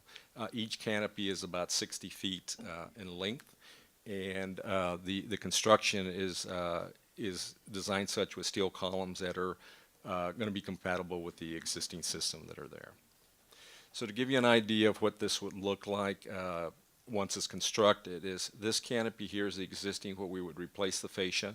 And then in order to bring a little bit of color, the school has a fairly basic monotone color scheme, is we want to bring colors into the concrete columns that are there, and then possibly when we come back for exterior colors before the board again, is we'll look at the rhythm of the colors and how we actually incorporate this to this addition and the addition over to the west end, which is this one here.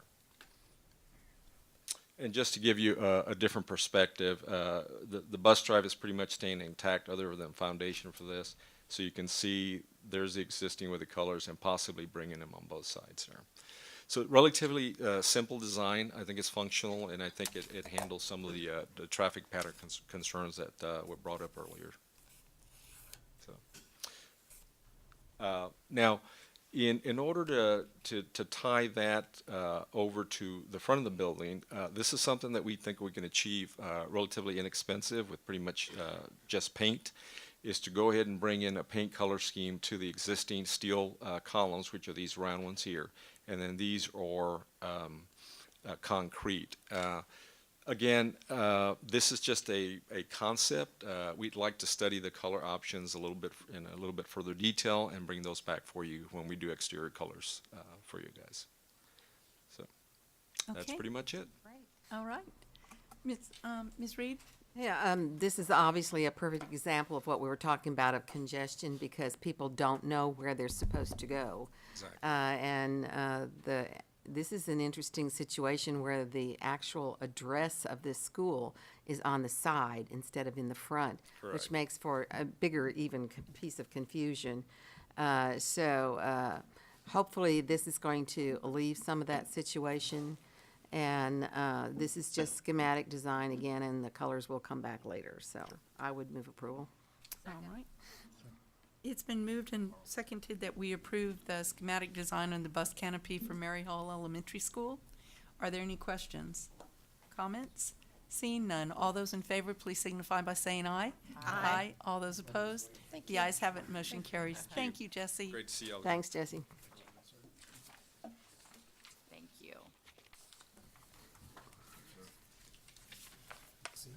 Thank you. You too. Sir. Yes. The last item we have I from would like facilities. one thing. If they're handing something out, can they hand it out prior to the Sure. presentation? Absolutely. Okay. I was looking at the next architect to get that done, so to speak. The next one is Linton Elementary School, and it's an additional student canopy. And actually, it closes the gap between two large openings that, for some of us, not really understand why it was there to begin with. However, and it's something also to point out is these last 2 projects, the canopies, actually came from a survey we did with our principals. So we solicit, as we do with this next bond, so to speak, input from principals to try to get at what are some of the issues that they have at the campuses. So these 2, the one before that in Linton, are directly coming from principals' input. And with us today is from Munoz and Company Architects is Randy Hollis, who is going to give us a presentation. Thank you, Leroy. I don't know what I get if I do this in 4 minutes, but I'll take whatever. It's nice to see you again, I'll take the pat Randy. on the back. Yes, nice to see you again, too. So Ms. Chumley, Dr. Woods, and members of the board, I'm pleased to present this design for Linton Elementary School additional canopy. This view that we have with the scope of work shows the problem where there are two independent canopies coming out of the building. There is a gap in between, which creates problems when students are queuing, and being dropped off when there's inclement weather and such. So we wanted to solve this pretty basic problem and do something a little bit and reasonably creative to enhance the school as we did it. This is a view of the site. This is on the east side of the school at the front. Inside of the white boundary dash lines will be our project. That is the parent-student drop-off and pickup loop, as we've been talking about loops. The loop on the back is the bus loop. Okay, these are just some views of the existing canopy. It's a pretty nice structure, very clean, painted steel and blue metal roofing. Wanted to show this view. One of the things we noticed in this is, as you can see, the end of the canopy that's closest to you is really at the main entry of the school. At the very far end, and you can see it in the, if we go to the next, excuse me, should we stay back on that one? Okay, as you can see on the far end is the other entry. It's very similar in look, and so the distinction between the main entry point of the school and the secondary entry point of the school is not very distinct, so we wanted our design to address that. Okay. We did want to show, this is a view of what's behind the canopy. This is a very plain look to the school. There's only basically two colors, a light blue trim and the nice white block that are in the school. But in terms of the bench, the school has started to introduce their school color, which is green and gold on the outside of the school in a small way. So we keyed on that. Okay. So this is a view again of the existing, as you can see, between the two entry points. The one on the left side is basically an entry that just feeds right into classrooms. The one on the right side is where you go into administration. It's the proper entry. This is a view of where we're going to do the additional work, tie the two canopies together, and you can see an element on the right side at the T where we're proposing to do a very small but distinct tower to accentuate the main entry point. Okay. This is our proposed view of the canopy. I will say, because when we tie these together, it's very difficult to match color to color with colors that have been up there on roofs for a long time. So we want to take the idea of bringing in some life and color into the facade, using the school color for the metal roofings to go to a green, and then introduce primary colors as caps on top of the painted steel to bring some life, and then the use of yellow to accentuate the entry points. At our tower now will signify where you should go if you're a visitor. And I think you would naturally pick that point to enter now, rather than perhaps make a mistake and try to walk in the other side. Okay, and this is just a simple view. On the left is the standard profile of the existing, where a new canopy connection is, and you can see the profile of the tower. I do want to say, when we talked to the principal, there was a concern about lack of lighting. The current canopies are not lit. There is some pole lighting. It's not very good when it gets dark and they have events or students are coming and going in the dark. So we're adding lighting along the whole canopy length, and that's shown how we're going to do that in this section. And that's our presentation. Was the lighting part of the presentation to the building committee? Yes. Mm-hmm. Okay. Excuse me, Mr. Lopez.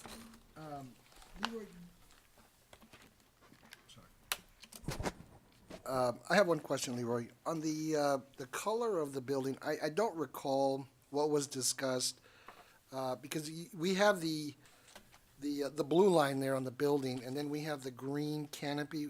Didn't we talk something about that, or what was the discussion?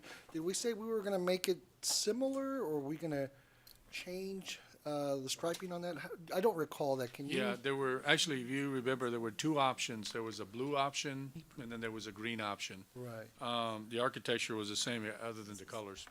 I think the consensus was that we got blue, that wraps around the perimeter at the parapet or the fascias. Yes. And given that we had to take all the metal, the metal in front, because we can't match it, obviously, it gives an opportunity to change colors. And since green is more of the school color, that we take that opportunity to change the color and differentiate it as well. Okay. So, yeah, you guys saw two different schemes, Okay. a blue, what I call the blue scheme and the green scheme. Right. I think So- the consensus was to go To go for with the green scheme, the color of the school, and then, That's so we're gonna change that blue striping there to green, yeah. Yes, Or the whatever it was, canopy or whatever only, canopy the is. fascia that. Yeah, the fascia. The fascia that goes around the building stays the same, blue. Right. We didn't talk about the changing the fascia. Right. No. I thought we did, or maybe I'm confusing it with another project. So I could have sworn, I thought we were talking about moving that or changing the color or keeping it, making it the same. Right. Well, again, we talked about the two schemes. One was the blue scheme canopy with the blue trim. Right. And then the green canopy with the blue trim. Right. But not changing the color. But not on the changing top. that would actually take the entire perimeter of the We entire talked about campus, that and and we'll have to said tear no. that I off. to just be don't able to- recall that, that's why I'm just saying. What about that? Is that? That white? Or on the Yeah. post? No, on the, okay, what about that that area right there? So it's gonna be green and white Yes. on there? Yeah. Yes. The pillars are all white, right? Colors are all white. The pillars. Yeah, the columns that supported it, they're all Well, they're white gonna be right now. white, and Yeah. then they're gonna be with the colors, the yellow. And the then they'll different just have colors the in little there. color at the top. Yeah, okay. Right. I just, for some reason, I don't know why, either I may be mixing it with something else, another project, or I could be with, yeah, so maybe, Mary Hold, maybe that's what it was, but, okay. Yeah. Thank you. Thank you. Ms. Reed? Yeah, well, obviously, we did talk about this at the building committee also, and I do think that this is a good design to pull it all back together and make it obvious as to where the entrance to the school is. So, and once we realized that you couldn't match the blue, and their school colors are green, why, it was pretty well, I thought, an obvious choice to go ahead with the green. And I like the design, I hope everybody else does too, so I'd move approval. Second.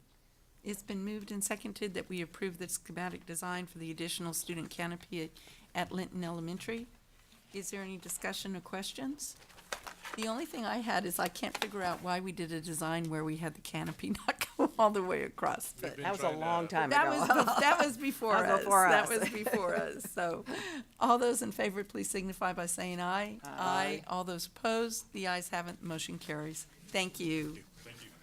Thank you, Randy. Thank you very much. Mr. Rastellini, you are next on the resolution to nominate a candidate for Board of Directors for the Bear Appraisal District. Thank you, Ms. Chumley.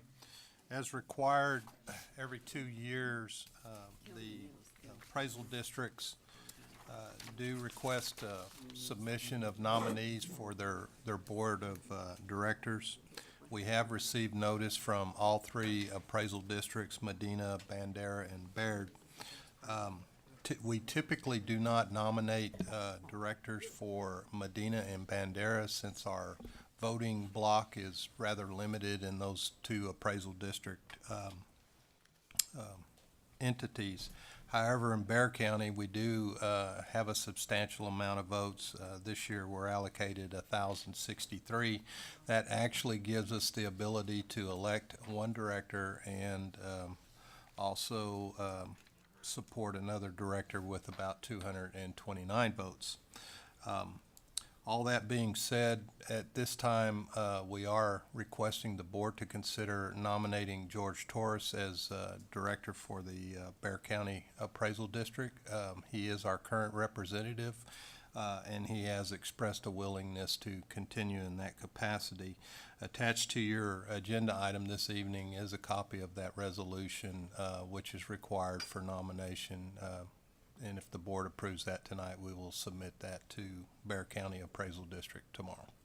With that, we recommend that the board approve George by resolution. Thank you. Mr. Blunt? Yes, I know that hasn't been much conversation about this. Is there any other candidates that we may want to take a look at, or just do the At 2016? this particular time, we don't know who those candidates will Oh, be. that's right. This is the okay. This I'm is the sorry, I'm nomination sorry. process. I'm way ahead. I'm a couple December, months ahead. we'll bring all that Good. to you. I'm good. Yeah. I'm sorry. I'll go back over here. Thank you. If nothing else, I will move approval of the resolution as presented. Second. Mr. Lopez? No, that was. That was it? Okay, it's been moved and seconded that we approve the nomination of George Torres for the Bear Appraisal District Board of Directors. Are there any questions, comments or questions? I have one, Yes, ma'am. because it says that we can nominate 1 to 5 candidates. Actually, the board has the ability to nominate up to 5 candidates. There's 5 positions with the Bear County, so you could do that if you so desire. How many votes are needed to guarantee that you have a spot? 834. There's 5,000 votes allocated. So through the calculation, it would come up with 833.33, 834 votes. And how many do we have? We have 1,063, so with electing one director, we would have another 229 votes. And typically, this board is supported candidates from other school districts. Right, I'm just wondering if we shouldn't. Right, but I'm wondering if we shouldn't just nominate 2 people. And that certainly is the will of the board. We'd have to do it by resolution. No, I mean, I didn't realize that we could nominate more than one. I didn't, because we've always just used our votes for someone else. Right. But I was just wondering if there was someone else that, we should consider for that. Internally, we have not talked to any other potential candidates. The tradition has to That we've nominate always just one. supported, we've always just certainly- nominated one and And then elect them. and then, Yeah. yeah. And then reserve our votes to help someone else. Which I'm just curious, though, if we would ever want to think about having 2 and then turn them around and asking the other districts to support us instead of doing it the opposite way. I just wanted to ask, Mr. Blunt? I was going to say, we did do that. I don't know. I'm going back a long time I'm trying ago. to remember, I thought. And that wasn't looked highly upon across the other districts, et cetera. Because they sort of see, why don't we have balance and have different individuals across the board that represent throughout the whole area and stuff. But we have done that once. We have had 2 before. I Okay. really would suggest I staying couldn't at 1. remember Yeah, it's been a long time ago. that piece of it. Mr. Lopez? I was gonna, pull my question back. Okay, all right. Maybe next year we can talk about that. Bobby, I'm not so sure I'm as worried about what the other school districts are thinking about us doing that. It's not just school districts. No, it's the city. City and the county and. The counties, it's everything. So you'll get 5 people. Yeah, your agenda item actually has a list of all the taxing jurisdictions Right. and their vote allocation. I'm looking at a history here. I don't see 2 nominations. Yeah, we did As it. far back as 2007, so it does go back a ways. It was a long Yeah, time. It ago. was- Yeah, it was a long time ago. And I can't remember if we were successful or not on it. Okay. All right, well, there's a motion and a second for the board. All those in favor, please signify by saying aye. Aye. All those opposed? The ayes have it, motion carries. Thank you. Thank you. Next item of business on the agenda is administration. Mr. Galindo. Yes, ma'am, Ms. Chumley, Dr. Woods, members of the board. Update 108 was very short. It actually only involves 4 policies, 2 of them actually to be deleted and 2 that were modified. And so you do have those loaded into your computers. And so I'll go through them quickly, and of course, if you have any questions, be glad to answer them. And of course, this is first reading. The first policy is EG, and it deals with curriculum, and it's literally a 2-sentence policy that as they reviewed, they recommended, and we agree probably is more of an admin reg. And so the recommendation is that we delete this and address it as an admin reg. And it basically calls for the curriculum, scope and sequence to be developed, and then for these guides to be followed by teachers. And those are the 2 literally, those are the two sentences. And so that's the recommendation which we think is appropriate for EG. The next policy is EHDB, and this deals with credit by exam. And also a very short policy, and if you're following along, you'll see it's just 3 words that are added, but still pretty significant. And what this policy deals with basically is when a student comes to one of our schools from a non-accredited school or homeschool, and parent is wanting them to receive credit for a course, this policy now adds the words board approved exam, so that if a parent is challenging the campus and saying, you know, who is it or why is it that this is the assessment that they have to take, the school can now say that these are exams that have not only been reviewed by administration but are board approved. And so that's the main change there, to give a little bit more teeth in terms of what schools are able to say when it comes to providing credit for students who haven't actually taken the course. Okay, then talk to us a little bit, expand just a little bit about that. So is the board actually going to be looking at and approving examinations? Good question, and yes, the short answer is yes. And so there is a whole process now that Dr. Jordan will hopefully through academics put together and will make as painless as possible for you. In that my discussion with the TASB attorney was that certainly although this creates more work, it is something they felt should be a local decision and not one made by TEA. And so through the guidance of admin, or in this case our C&I department, hopefully there's a way to make this through, as I mentioned, maybe an academics committee, part of the process that we go through for you to be at least aware of and of course approve the exams that'll be used out there at the campuses So in that case we're means ever that challenged. I could go to Southwest and have a different exam to be able to get credit by exam coming into the district. Then I could go to Northside and have to take a different exam to have credit, to get credit for exam. So we'll have no continuity among the districts as to how we give credit. We give credit by exam for those students. Which is consistent with what we have today. Is that really? I never realized that. I thought that it was all a standardized, oh, ridiculous. So more discussion on that, but that's how that came about, and the decision, of course, is to modify this policy to have that language. Isn't that crazy? Okay. All right. So, moving right along. The next policy is C&I related as well. It's EIF, and again, if you're following, you'll see that it's completely in red because it's recommended this policy be deleted, and very appropriate in that this year's seniors are the first class to graduate under HB 5 and the foundation program, which of course you may remember is a program where students have to choose an endorsement. So in essence, what you're looking at is the old requirements for graduation, and so already in discussion with TASB, they'll provide us a new template that, working with Dr. Jordan, later this year we will be able to bring you this new EIF with the new foundation program criteria built into it. So that's a recommendation for this one, for it to be deleted, and us bring you a new one with the new foundation program. And the next policy is GKB. This is not C&I related. This one is in relation to advertising and fundraising. And you'll see now in the actual policy language there that specifically states that, like many other districts across the state, that we do not accept any paid political advertising.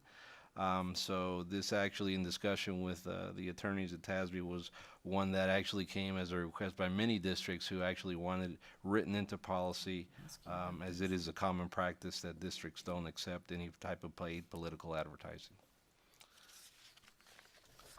The last one is not actually part of our update. It's a policy FEA local that deals with attendance. But this one you should be very familiar with.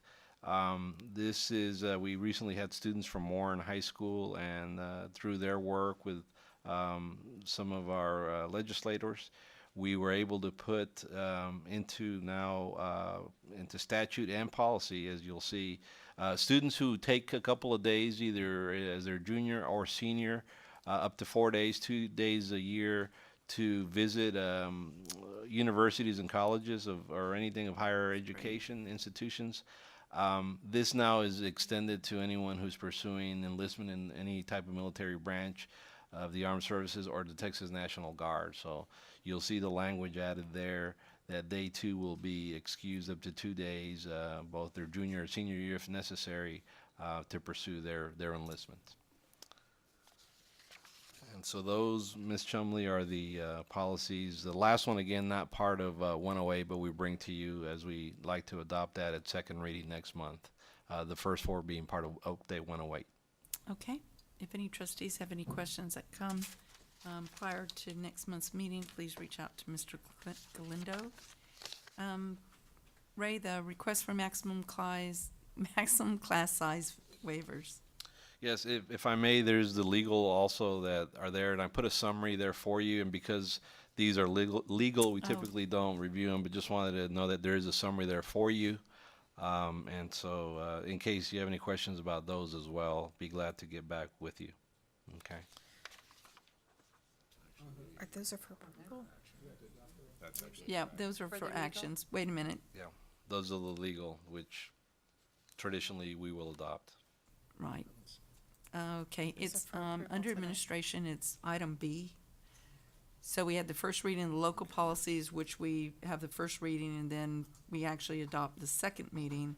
And then the legal, since these are ones that we don't have an option for, we just go ahead and adopt it the first reading. So we're on administration, item B, the first reading and adoption of legal policies. And so I need a motion to come before the board, please. Dr. Harrell? I move that we approve the Update 108 legal policies. Ms. Freeman? Second. We have a motion and now a second on the floor. Normally, Ray, can you just give us a brief rundown, though, of Sure. these? So I put in there a half dozen, and they cover everything from accountability, AEI, deals with accountability, accreditation, and performance indicators for the new upcoming school year. And so there's new language there in that legal policy.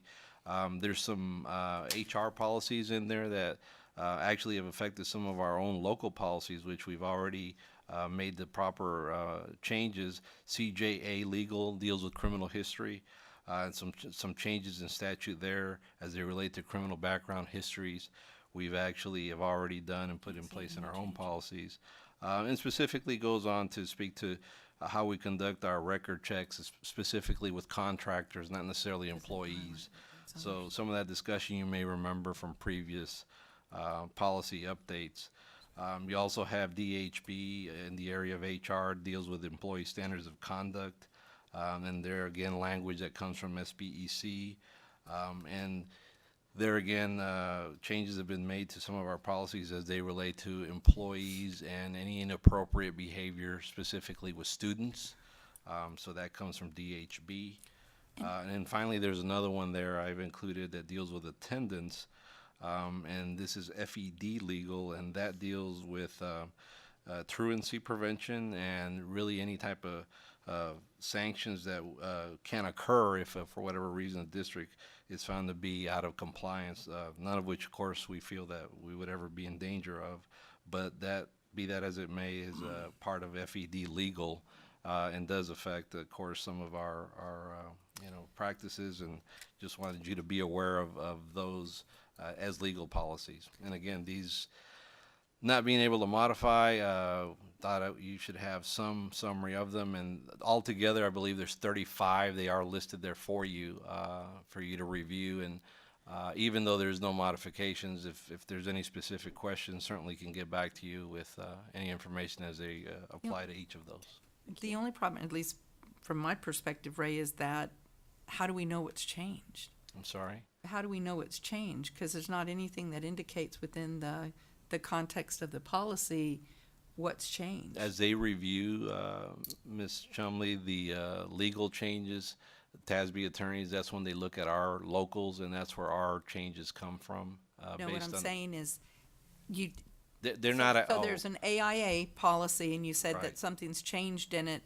There's 6 pages of a AIA policy. With There's no color, nothing that correct. shows, so how do we know what was changed to ask, to have a question to you on? There's some summary that is given to us from TASB, and so if And is that, it's not color coded, I guess, as the locals are, that make it easily. And so to answer your question, we'd have to go. and where is that? It's not part of what you have there. It's part of the notes that we receive when we Okay, get an probably update. going forward, if it would be possible to provide something that can give us some context about what the change is. We can do that. If that would, I will would be say, possible. I will say it'll be rather lengthy, but we'll be glad to do that. Usually it's pretty thick in terms of what they Well, provide us. Ray, I remember though, in the past, didn't we have a summary page that was just, Karen?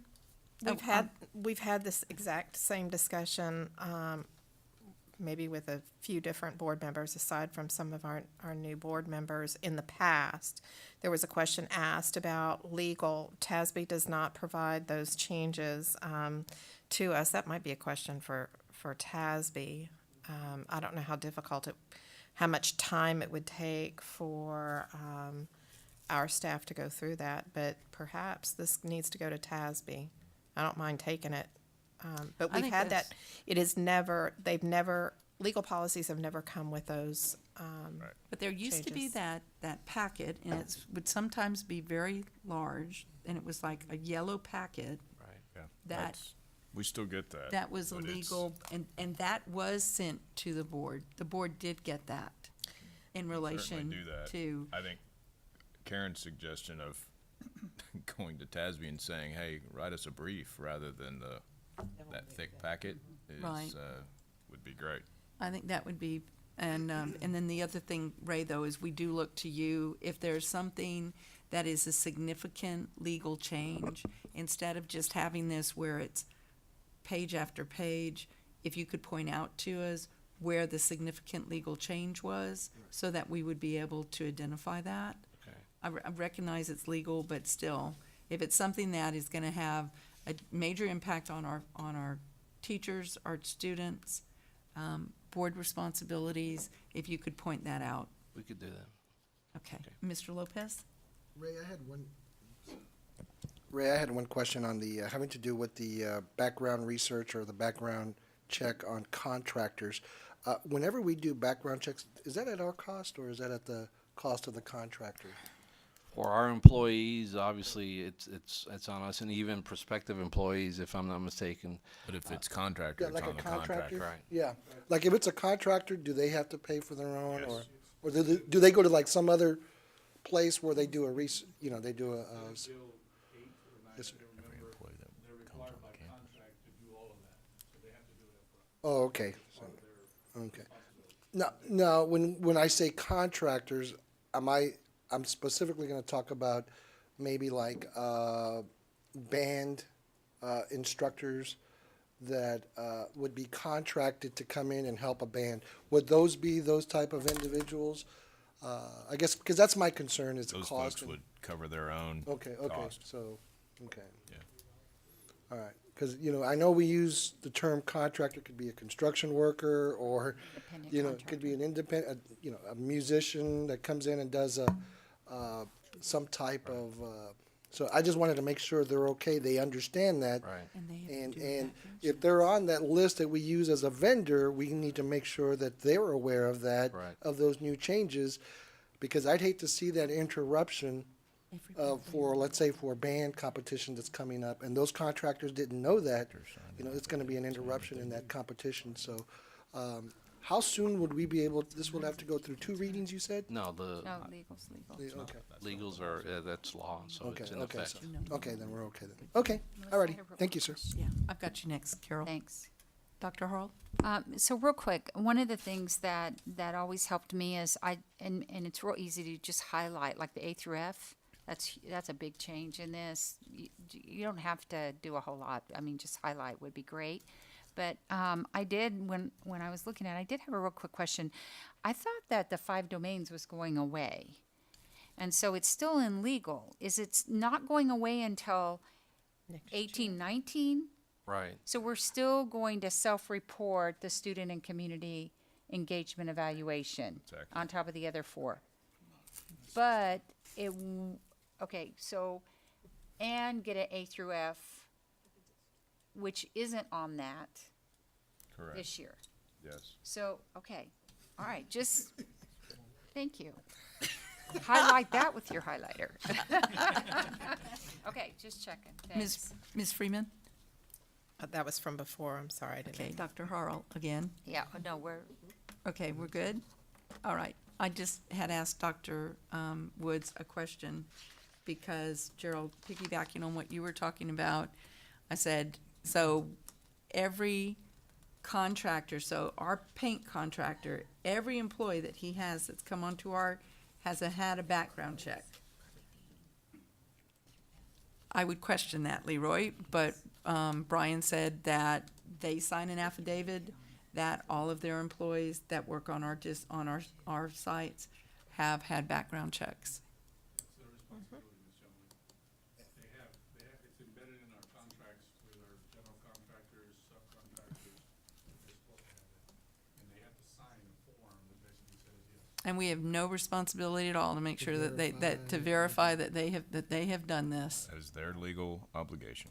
That's the real obligation. Now, we have responsibility if we suspect something that we can go and ask for that information. But if you can imagine the hundreds of thousands of contracts with soliciting all that information would be boxes and boxes and everything. I'm just really curious if they all are aware of this and that they're not just signing that and that they actually do background checks on every construction worker that walks onto our campuses. This has actually been in statute A long time.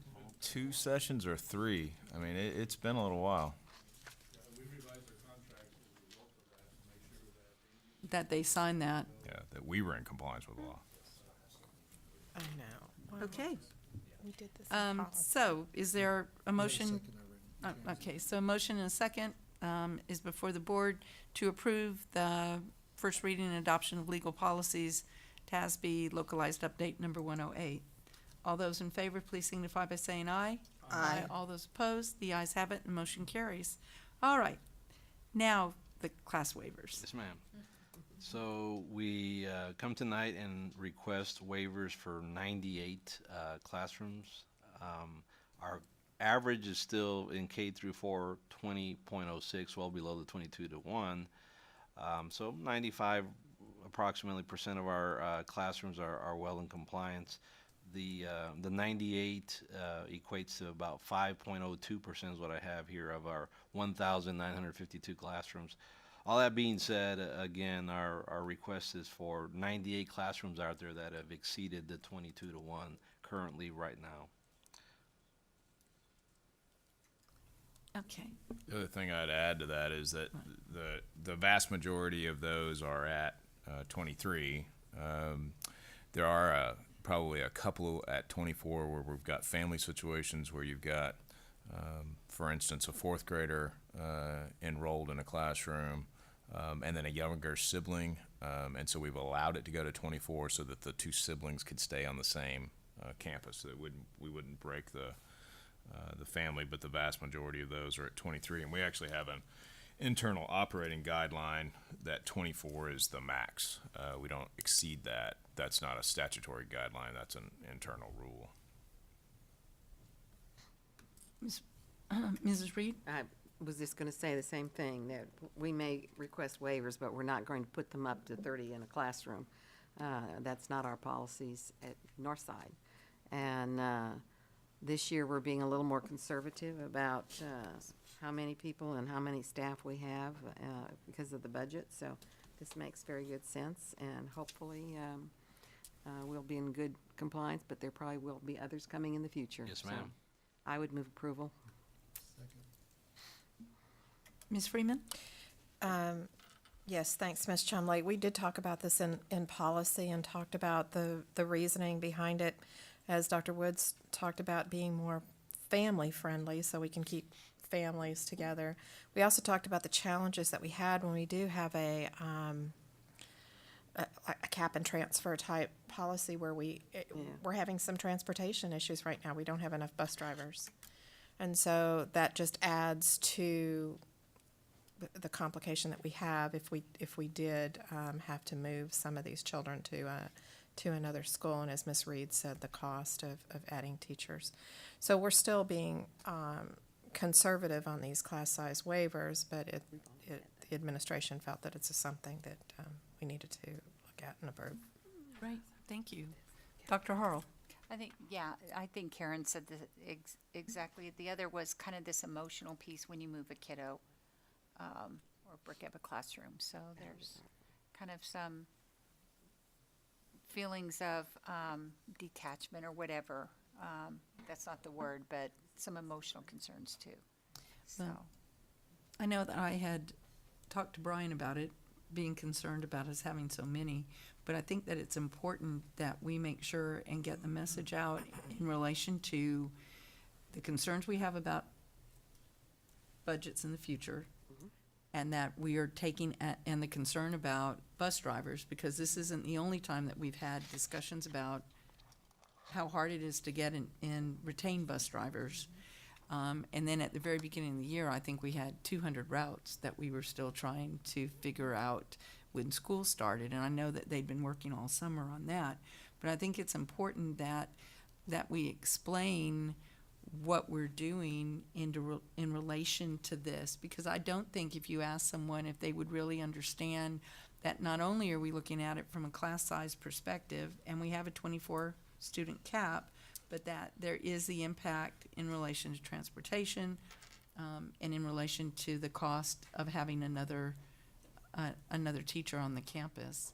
And I know that I wasn't aware of it from that perspective, and I think that that's important as we're talking about Northside, that we're making those efforts now, that we're trying to find ways that people may not have normally thought would be a revenue saving type of change, but that we're looking at that now, so that we're trying to make sure we're prepared for the future. So thank you. Can I add one thing to Yes, that, ma'am. please? One of the other things that we've never really talked about here in the board room, I don't think, is that not only are we making changes so far as routing of buses, but we have we have purchased some smaller vehicles so that some of the outreach areas that don't need a great big bus, we're taking smaller buses, and you don't have to be certified bus drivers necessarily to drive them. So we're doing a number of things to provide services to our students, and I think that's very smart on our part. Thank you. Yeah, we had talked about Yeah. the SUVs that we Mhm. purchased at some of the Yeah. campuses. So, Yep. So- you're right. Mhm. All right, so this is for approval. There's a motion and a second on the floor. All those in favor, please signify by saying aye. Aye. All those opposed. The ayes have it, the motion carries. The next item of business on the agenda is under the superintendent, and it's the board members' attendance at the Council of Urban Boards in Education 50th Anniversary Conference, NSBA Advocacy Institute, 2018 Texas Caucus of Black School Board Members Education Summit, and the Mexican American School Board Annual Conference.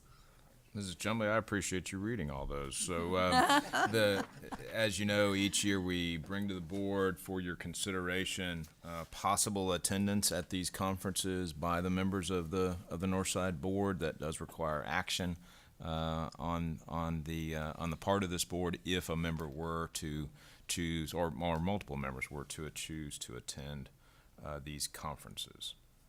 So we would recommend approval so that that option exists. All right. Is there a motion come for the board? I move approval. Second. It's been moved and seconded that we approve the attendance at the conferences that are listed. I do want to point out that that doesn't mean, though, if another conference comes up that would be benefit to a trustee or to the board, that we wouldn't be able to have approval for that as well. But these are the ones that we normally know that people like to attend. Mr. Blunt? Yeah, I said, isn't there a, there's another major conference coming here? I said. National conference. Yeah, which one is that? NSBA. NSBA, But that's it's here right. in San Antonio. That one's covered, right? Okay. That one's already. Bobby, we're presenting at it. Yeah, I know. Yeah, I know. I know. That's what I was trying to remember. Okay, thank you. It's in April. All right. Any further questions or comments? If not, all those in favor, please signify by saying aye. Aye. All those opposed, the ayes have it, motion carries. There's also an option on item B under superintendent for us to have a nominee and an alternate to be considered for a stipend. There's a stipend to be awarded in each congressional district. And so the board has the opportunity to nominate an individual who might want to attend the Advocacy Institute in Washington, and for that matter, an alternate if the board chose to do that. That's not a guarantee of the stipend. That's just an opportunity to have the registration stipend. So if the board wanted to consider nominating an individual, we would just need to know who that is. Ms. Freeman? Yes, thank you, Dr. Woods. This is a change in practice with TASB, and just some background information for the board. In the past, as you know, we each as trustees have been able to submit our own application for the Advocacy Institute stipend. I've been able to attend that particular conference with that stipend for the past few years. There are not that many, I will tell you, not that many trustees that do make an application.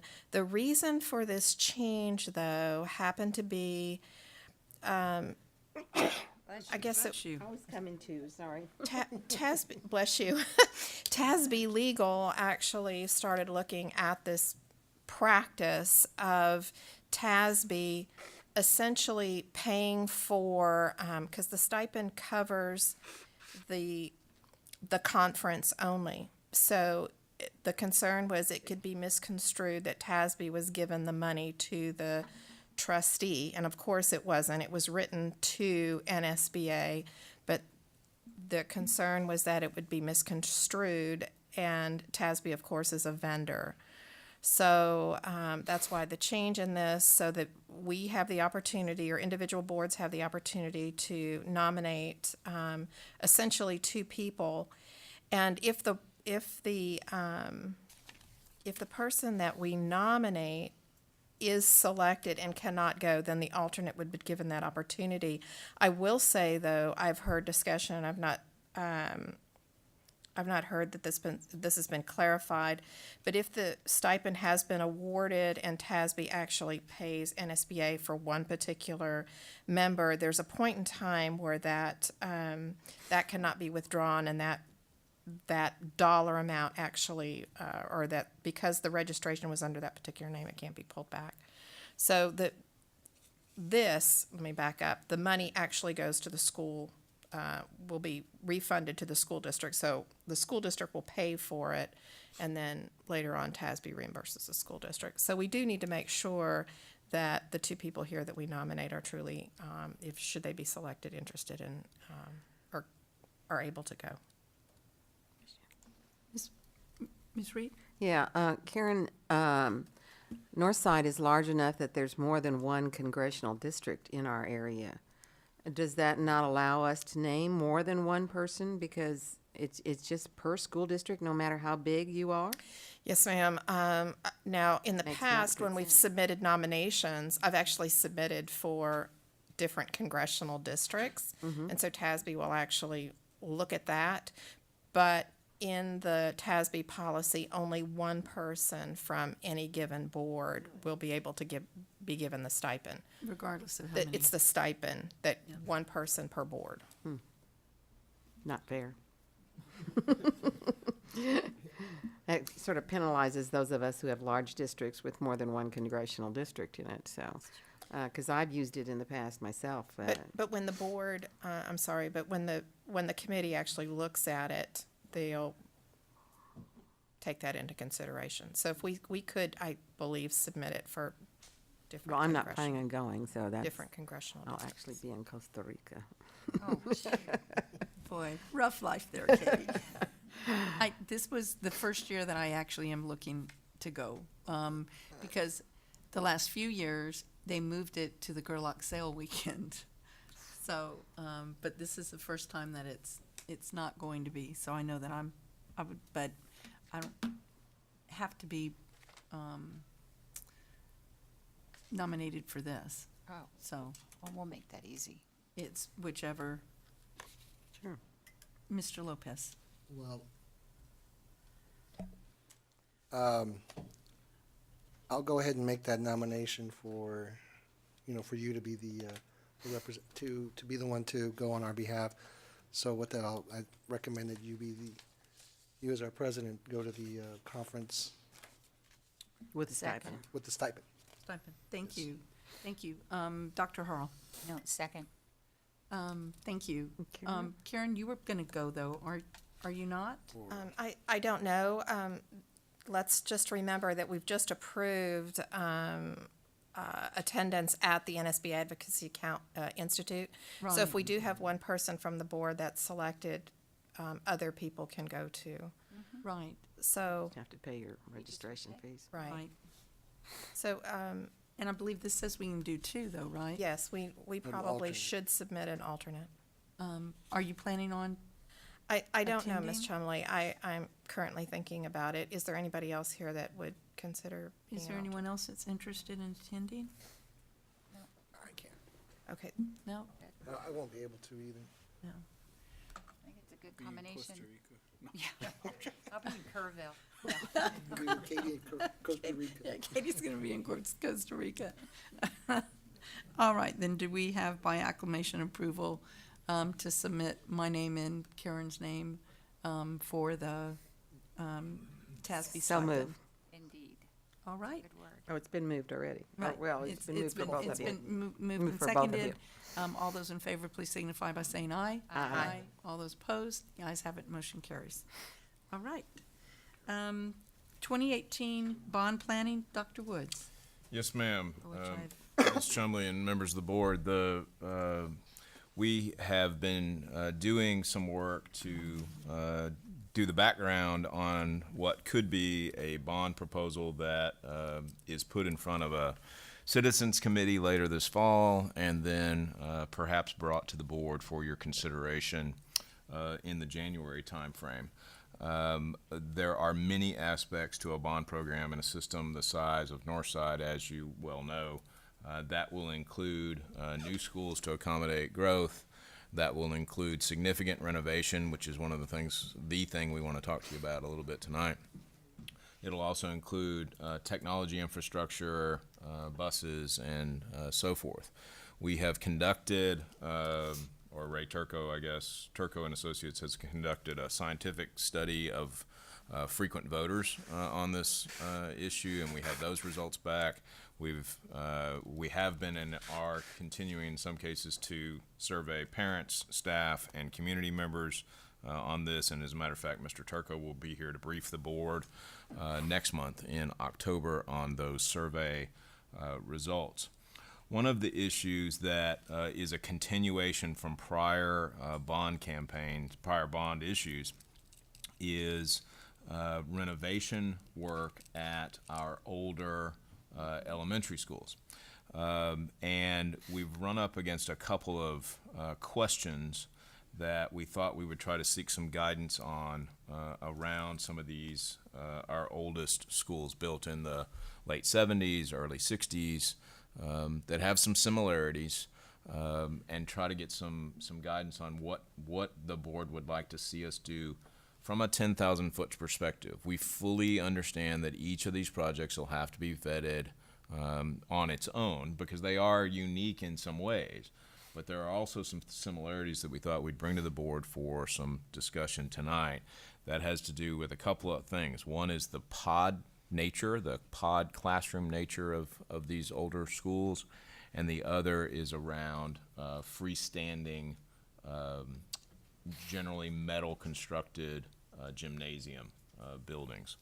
So we're going to walk the board through some of these considerations. We're actually going to use Glen Oaks as a case study, but I want to emphasize that it's only being used as a case study because these issues apply, again, at more than one school. The reason we chose Glen Oaks is because we think it's the one that's been viewed the most by the board in the last year and a half. So you're probably the most familiar with it. So Leroy and I are going to walk through this presentation and have a little discussion, and we hope to get some guidance out of this that helps us better plan for Bond 2018. Mr. San Miguel, you're up.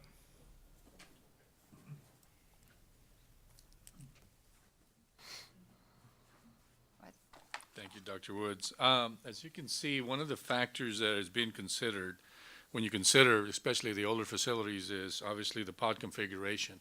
One of the items under a pod configuration is what we call educational adequacy. Is the facility in the classroom ready for our new standards, so to speak, or meets the standards? Campus management, because they are separated. Think about John Glenn or Glen Oaks or various other campuses like that. They are completely separated, so you have to traverse through buildings to get to that. So, you know, what we hear from time to time. Well, please go ahead. Oh, I'm I'm trying sorry. to go behind you. I need help with my computer, From time please. to time is that it's a little difficult and challenging to manage a campus that is so wide open, so to speak, and open to the elements. I can tell you from experience that like Glen Oaks and several other models very similar to that, when it rains, you know, those areas get wet. When it's cold, and so forth, so on. And the kids are running back and forth trying to get to out of the elements, so to speak. The age and the condition and life cycle is also a factor when you consider these pod-related configurations, so to speak. And of course, the age of the facilities, and you'll see in a little bit what we're talking about, but those are basically how old the school is and how long do you expect it to last. And then the deficit to current design standards. And there are really two standards that we use. We use a Northside standard and we use a TEA standard. TEA only goes to a certain grade level, for example, at elementary schools. However, we found that those TEA standards are still deficient in terms of what Northside expects. So an 800 classroom by TEA on a pre-K or K, we now are building somewhere closer to 850s, 875, because they put a lot of stuff in there and they're all over the floor, so to speak. So our standard exceeds that and has worked for us very well over time. So one of the things that we are looking at, obviously, is... I'm sorry, Mr. Blunt? I'm sorry. I know you just started out, but just real quick on that beginning. Yes, sir. So another way to say it, from a board's sake, is on the number one, the pod configuration. You're seeing there's sort of concerns on we really can't achieve the academic excellence that we need to. I think that's what we mean by educational adequacy. The campus management is a safety concern, if I'm following you. It can be, yes. And then the last one, open the elements, it really gets to be a cost type issue. So it's cost, safety, and academics potentially. How does that affect the educational adequacy? The pod configuration. If I understand what you're saying, because if I understood education, and maybe you're going to get to it later, is if I can't build like a science lab or I can't build whatever it may be, then is that what we're talking about, education adequacy or something? That's correct. Okay. There are some, on our pods, they are so small. Right. There may be 500 or 600 square feet where we're building 800 or 900. So Science educational adequacy is targets that particular aspect of the space in of itself. And to expand it would mean that you have to take out 3 or 4 sides of a building to make it even close to the standard that we have, which leads us to various types of other options. But that's what educational adequacy really means, or at least from our perspective. However, that comes to part of this. I had asked to really make sure that this came to the board because I think that there's some discussions we need to have about cost and really the program changes from a building perspective that we need to make. Because, Bobby, what you were talking about just then, in the past, we have gone in and added a science room. We haven't torn down the full pod to create the larger classrooms. We've gone in and we've renovated a library. We've gone in and we've taken and built one building and changed classroom designs to accommodate the science rooms. What we're looking at now is more of a plan to tear down buildings versus what we had done before. And I think particularly when we get to our guide right now, and I'm sorry, I'm jumping a little ahead, Leroy, our guide right now is that we combine the cafeteria and the gym. And so when asking about that, I asked, does that, how often is that used? Is that just something that is nice to have versus is it a necessity for function on a campus? It's a nice to have. So then we're talking about, because when you start thinking about all of our older schools, you have a standing gym that is not anywhere near a cafeteria. So you're talking about, if we're gonna go to that design plan, that we're gonna be knocking down full buildings to get to that. And is that really something? It's nice to have, but is it a necessity to have when we're talking about going back and renovating and upgrading our older schools? There's a lot of difference in cost when we're talking about that. So that was what drove my asking that this come to the full board and not just have the discussion in building committee, is for us to really all understand there is a difference in that philosophy from what we have done in the past versus what we're talking about in master plans now. Because master plans now, when you'll see with Glen Oaks, is tearing down full sections of the school and then rebuilding all new buildings. Right, now, if I may. Yeah, that's what I was wondering, 'cause I guess we're saying as a baseline, we understand that if we all agree, that we all agree that the pod configuration is not good. So what you're getting at, so that's not really a discussion, correct? It's not what we do. No, It's more no, along it the actually, lines- it is a discussion. Is it? What it's gonna come down to, Mr. Blunt, is would you, renovate an existing pod to bring it up closer to our design standard? Okay. Or would you Got it. tear it down down, and got it. build a building that's more continuous, instead? And one area that you really see it is when we look at tearing down and replacing those standalone gyms. And I was thinking of Oak Hills Terrace as an example. Oak Hills Terrace didn't have a gym. A standalone gym was added in the very back of the building. The cafeteria is in the very front of the building. So if you talked about trying to renovate Oak Hills Terrace to get where we have the cafeteria and the gym aligned, you're talking about a major renovation and constructural change to the footprint of that campus. And so I think that's what really made me want us to have this discussion, is that piece of it. And you'll see when you see the master plan with Glen Oaks Yeah, too. I think what we're gonna show you is gonna get at all those issues.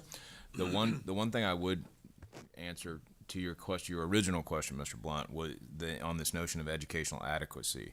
It's not that a pod can't be brought up to the adequacy standard that we would have in a brand new school today. It can be. There will be consequences to that decision, and we're gonna walk through all that.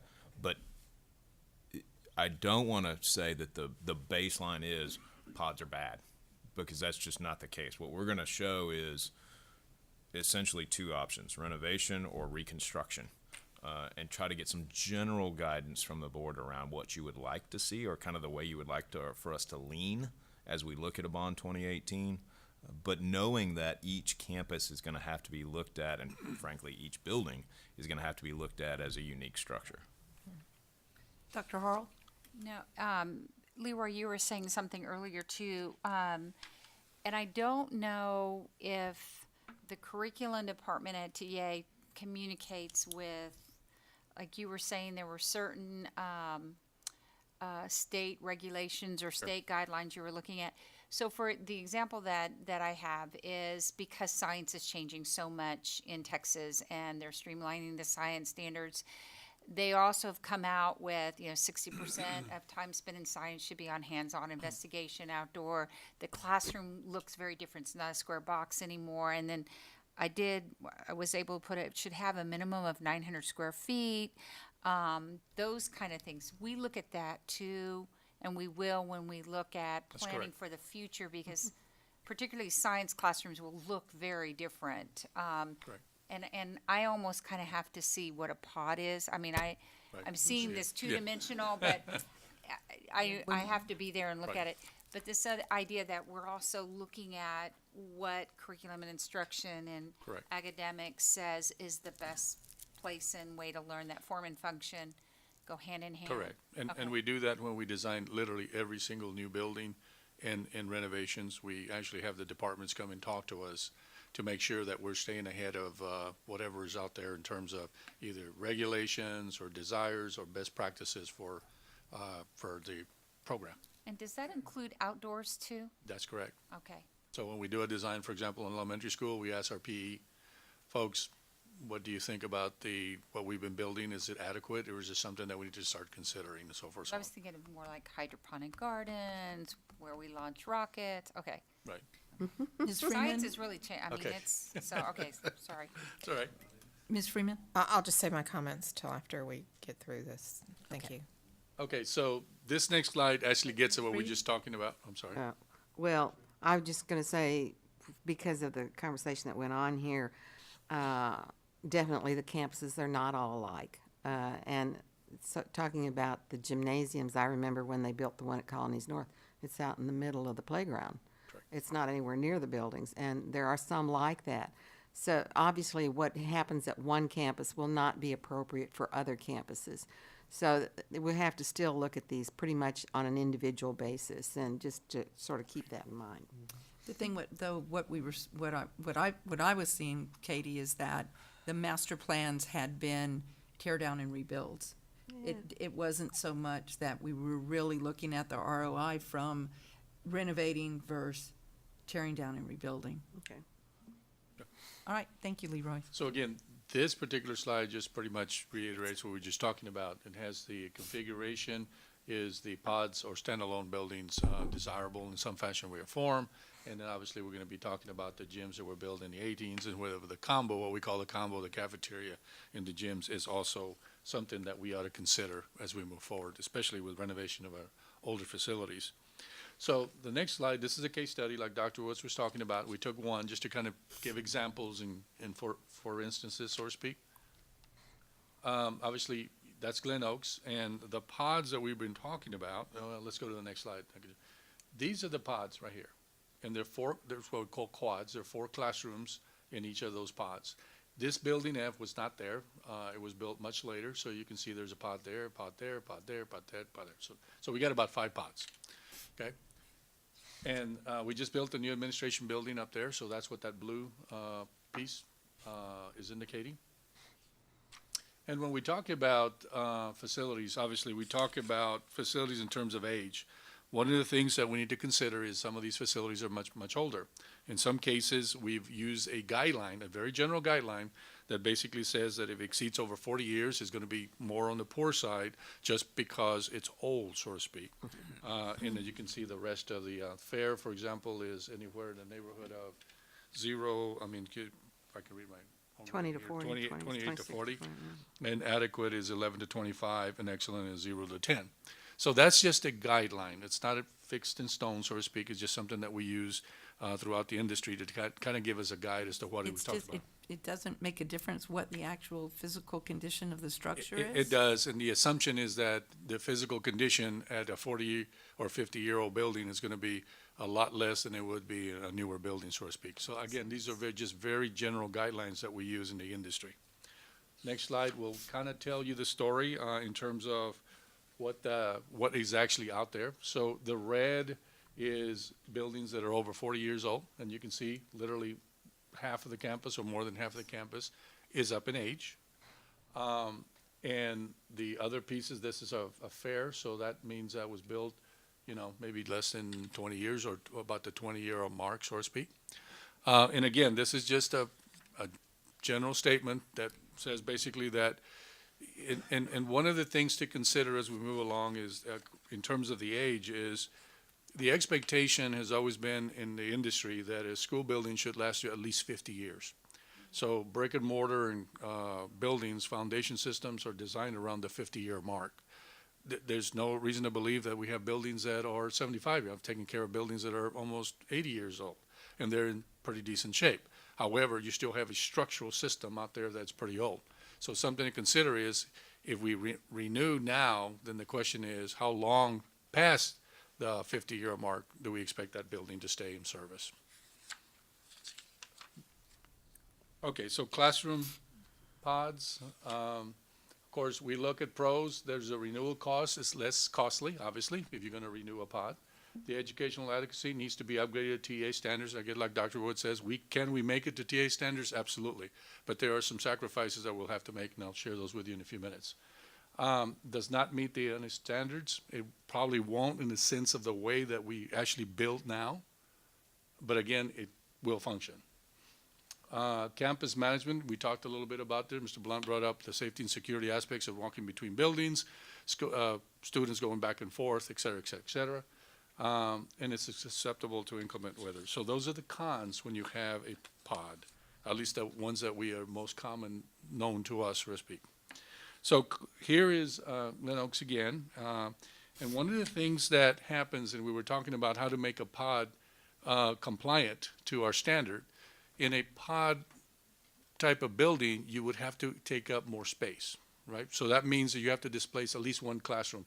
In this case, we did the study of one of these pods, and you would have 3 classrooms in there to get them to standard instead of 4, so to speak, that exist now, which is not to standard. All that really means is that, see the little green spot in the back? You would have to make up the difference somewhere. So therefore, we put the addition of the classrooms in the back. Though it So- wouldn't necessarily have to be there. Well, it could be literally anywhere except that you Just got an to find real illustration estate that for you- it. Just an That you illustration would of be the, giving up classrooms when you renovate. Right, exactly. I mean, we could stick it in this corner here or possibly back there, but it would have to be somewhere where it would be, fully accessible, things of that nature. One of the things to consider is distance, because of the limited real estate, there's going to be some distance requirements no matter where you put it. So, and then of course, it takes up some space because on this particular, it's a 1-story building. So we don't have the opportunity to go up because the existing structures will not sustain this 2-story building. So here's pot replacement. What are some of the pros? Educational adequacy, of course, enhances the safety because they're all in one building, so to speak.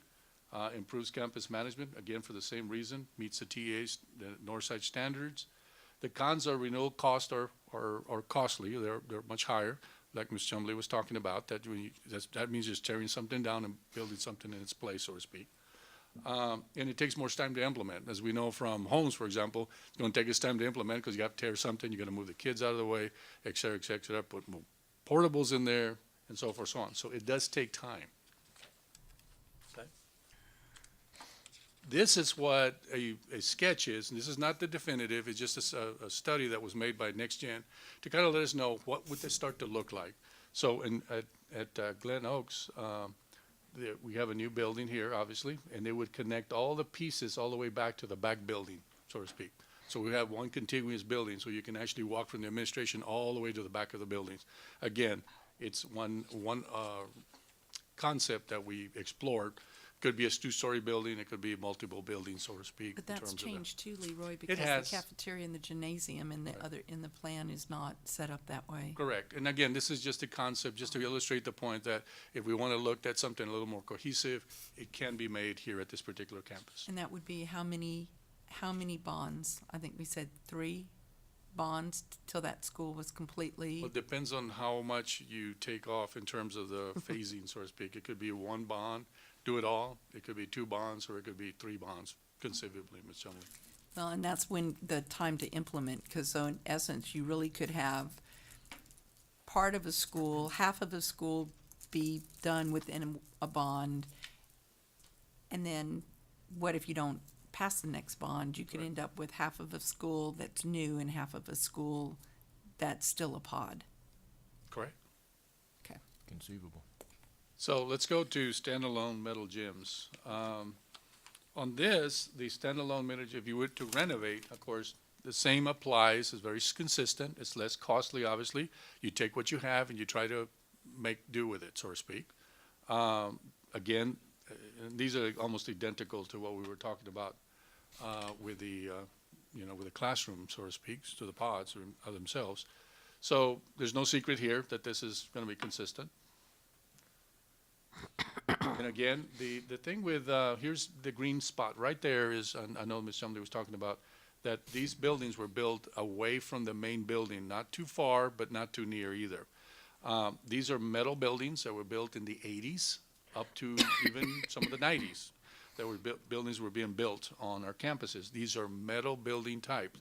Metal building construction is has a shorter lifespan than brick and mortar. Those don't last, maybe, in my estimation, 25, maybe 30 years maximum. It starts to rust. You have to reskin it, et cetera, et cetera, et cetera. So they were not intended to last 50, 75 years, that's for sure. How old is our oldest standalone gym? 70, the late 70s. I know I had a piece of paper that told me every single Late one of them. 70s. Yes. Approximate. And are they rusting and deskinning? They're starting to show signs of wear because it's got a pre-finished metal skin, and so it usually starts to bake and starts to erode, disintegrate, so to speak, over time. And we have some of them that we've had to go repair. The skylights are going out because we had skylights back then, et cetera, et cetera. So they're starting to show age of wear. And eventually a decision will have to be made ultimately whether we just refurbish those and try to get another 10 or 15 years out of them, or Well, take them and they down. were So- originally built without any air conditioning, That's correct. also, so that was all stuff that was added later. Which we went in and added to those buildings. Yeah, which is not real efficient because of the type of. So the other thing to consider, if you go back, Monica, just one, which is important, is we were talking about deficiencies from the standard. We did the calculation on this one, and we're approximately 1,600 square feet deficient from standard. So if you were to just take it the way it is, you would be 1,600 square feet smaller than our newer facilities. Just something to consider. Standalone cafeteria. As you know, we did also the calculations on this as well, and the item that pops up the most is that it would also be about 1,500 square feet smaller. So we could renovate it and refurbish it, and unless we add more square footage to it, then it would be deficient. Leroy, when we have those, I guess I still keep going back to the nice to have versus have to have. So we're saying with 1,500 square feet less, but we're still able to use the current cafeteria at Glen Oaks to feed all of the students on that campus. Correct. So But the I lunch- guess so but- that's the piece. But it's is longer, Ms. just- Chumley, because they stagger every 15, 20, 30 minutes, I can't remember and so it just gets a little bit longer, because not all the classes can go in literally in a shorter time frame. So there are some sacrifices. Get me wrong, the kids are fed, but it just takes a little bit longer. So they Just have to kind of what adjust we their did at schedule. Taft years ago with when we staggered the lunches at Taft, when Taft had a larger amount of students. Okay. Next slide. So here's some of the pros for a combo. Obviously, you know, it meets the standards, so the standards that we have. Enhances campus security, campus layout, increased community space. And that is because that combo is intended for large gatherings and things of that nature. So that's why we put increases community space, because that's the model that we now have. Whether it's internal or external, people coming from the outside or the staff using it for their own functions and things of that nature, especially in inclement weather. Have we done any kind of study as to how often that really is used in that manner? Do we have anything other than anecdotal statistics that show that with us making that design change, that it has really added or been used on a regular function? I mean, I remember I was on the board when we made the design, and we said that would be a nice thing to have, but I'm just really curious how much we really use it. I mean, I'm sure the answer would vary by campus, which would add another Variable to it. Dr. Harrell? Oh, I'm No, sorry. all I can remember though, what I remember from one of the academics committees is one of the presentations that Doug Schutte did on maker spaces. And the question I think Ms. Freeman asked, why aren't all our schools? Why don't they all have maker spaces? And I think the quick answer or the short answer was they need space for maker spaces. And so it typically is a large area that is you don't have a lot of desks, like in a library. So you find them a lot of time in the library. So this space could also, this combo could afford things like maker spaces or some sort of project.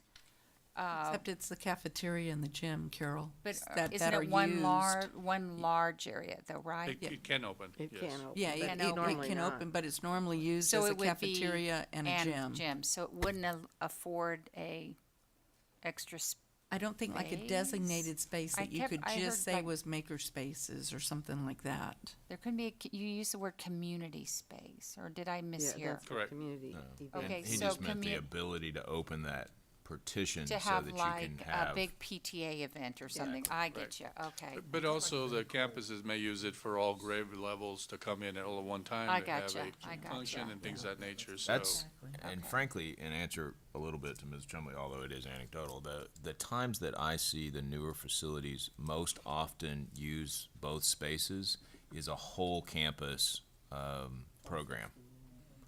That's when I see it the most often.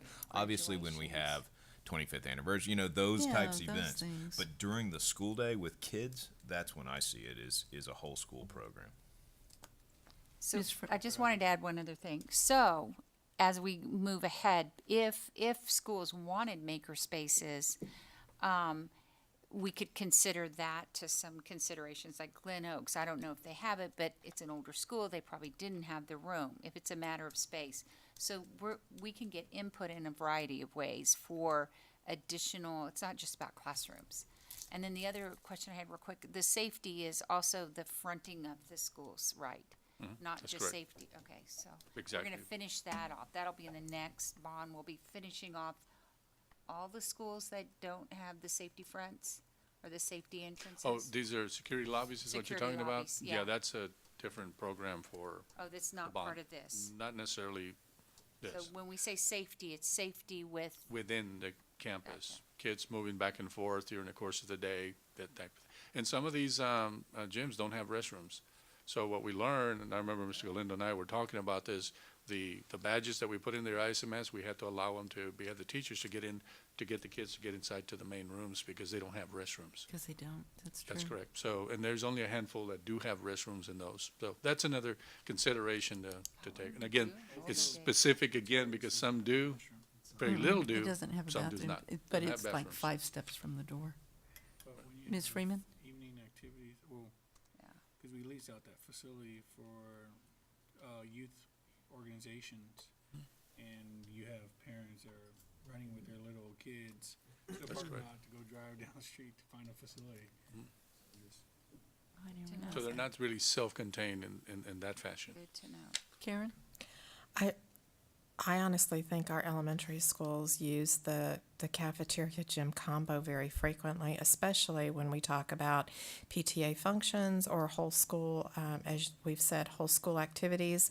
If a school has I'm thinking of career day or something similar where they'll have speakers and you're paying for a speaker for a given slot, the entire school, or sometimes even in our larger schools, you still can't get the whole school in the cafeteria gym combo, but those areas I suspect are used quite frequently. See, I guess we just don't have we don't have any data though, Karen, that tells us how often are they used. I mean, and I agree, if I was doing it from an anecdotal standpoint, I would say that they're probably used on a frequent basis, but we have no data at all that tells us that change in our design has truly been the return on investment. I mean, we really don't have anything. We don't have anything that tells us that. Well, I guess it also determines what you're considering a return on your investment, too. That could be another issue. I don't know, I struggle with it, too. I do. So again, these are no secret that, the pros for a combo meets all these criterias and meets our standards because it'll be the newer model, so to speak. Okay, so it brings us to the last point, and what we wanted to do is here's a combo, by the way. This is kind of the diagrammatic way of looking at a combo where it fits in an existing campus, if there's enough real estate, because that's the first thing we ask ourselves. So all that means is that we take that little building in the back and then put a larger, and take the cafeteria completely down and do the combos, basically the way that this kind of ends up. Now, here's a kind of a side-to-side comparison. We're trying to figure a way to be able to clearly delineate what are the pros and cons between a renovation and a facility. We have to make some assumptions, obviously. One of the things I know that Ms. Chumley had asked about is the rate of return, how much investment you're going to put in and what you're going to get out of it, so to speak. So we try to answer that as best we can. We did a lot of research on this thing. But if you were to do a classroom in terms of a renovation, you're looking at somewhere in the neighborhood of 16 to 17 million dollars.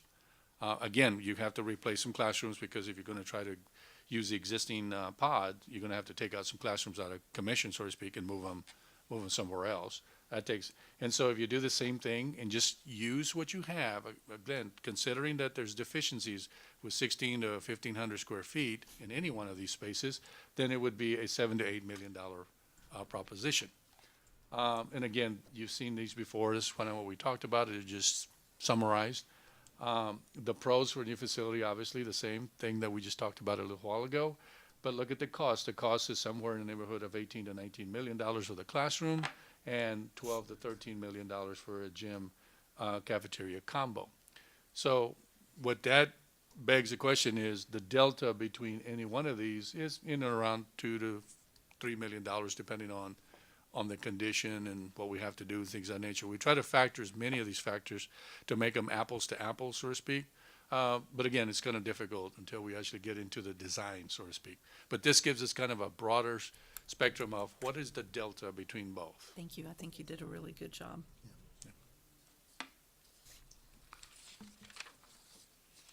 So I just want to level set again for us. So obviously, we would like to include work along these lines, some amount of work along these lines in a potential bond 2018 proposal that would be taken to a citizens committee and then obviously brought back to the board.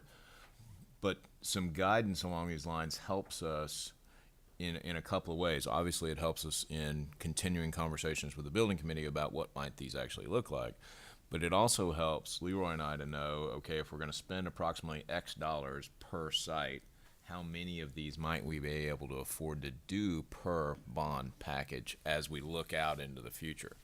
Obviously, we're starting with our very oldest campuses and thinking that whatever work needs to be done, unless there's a structural issue that would intervene, we're going to start with our oldest campuses.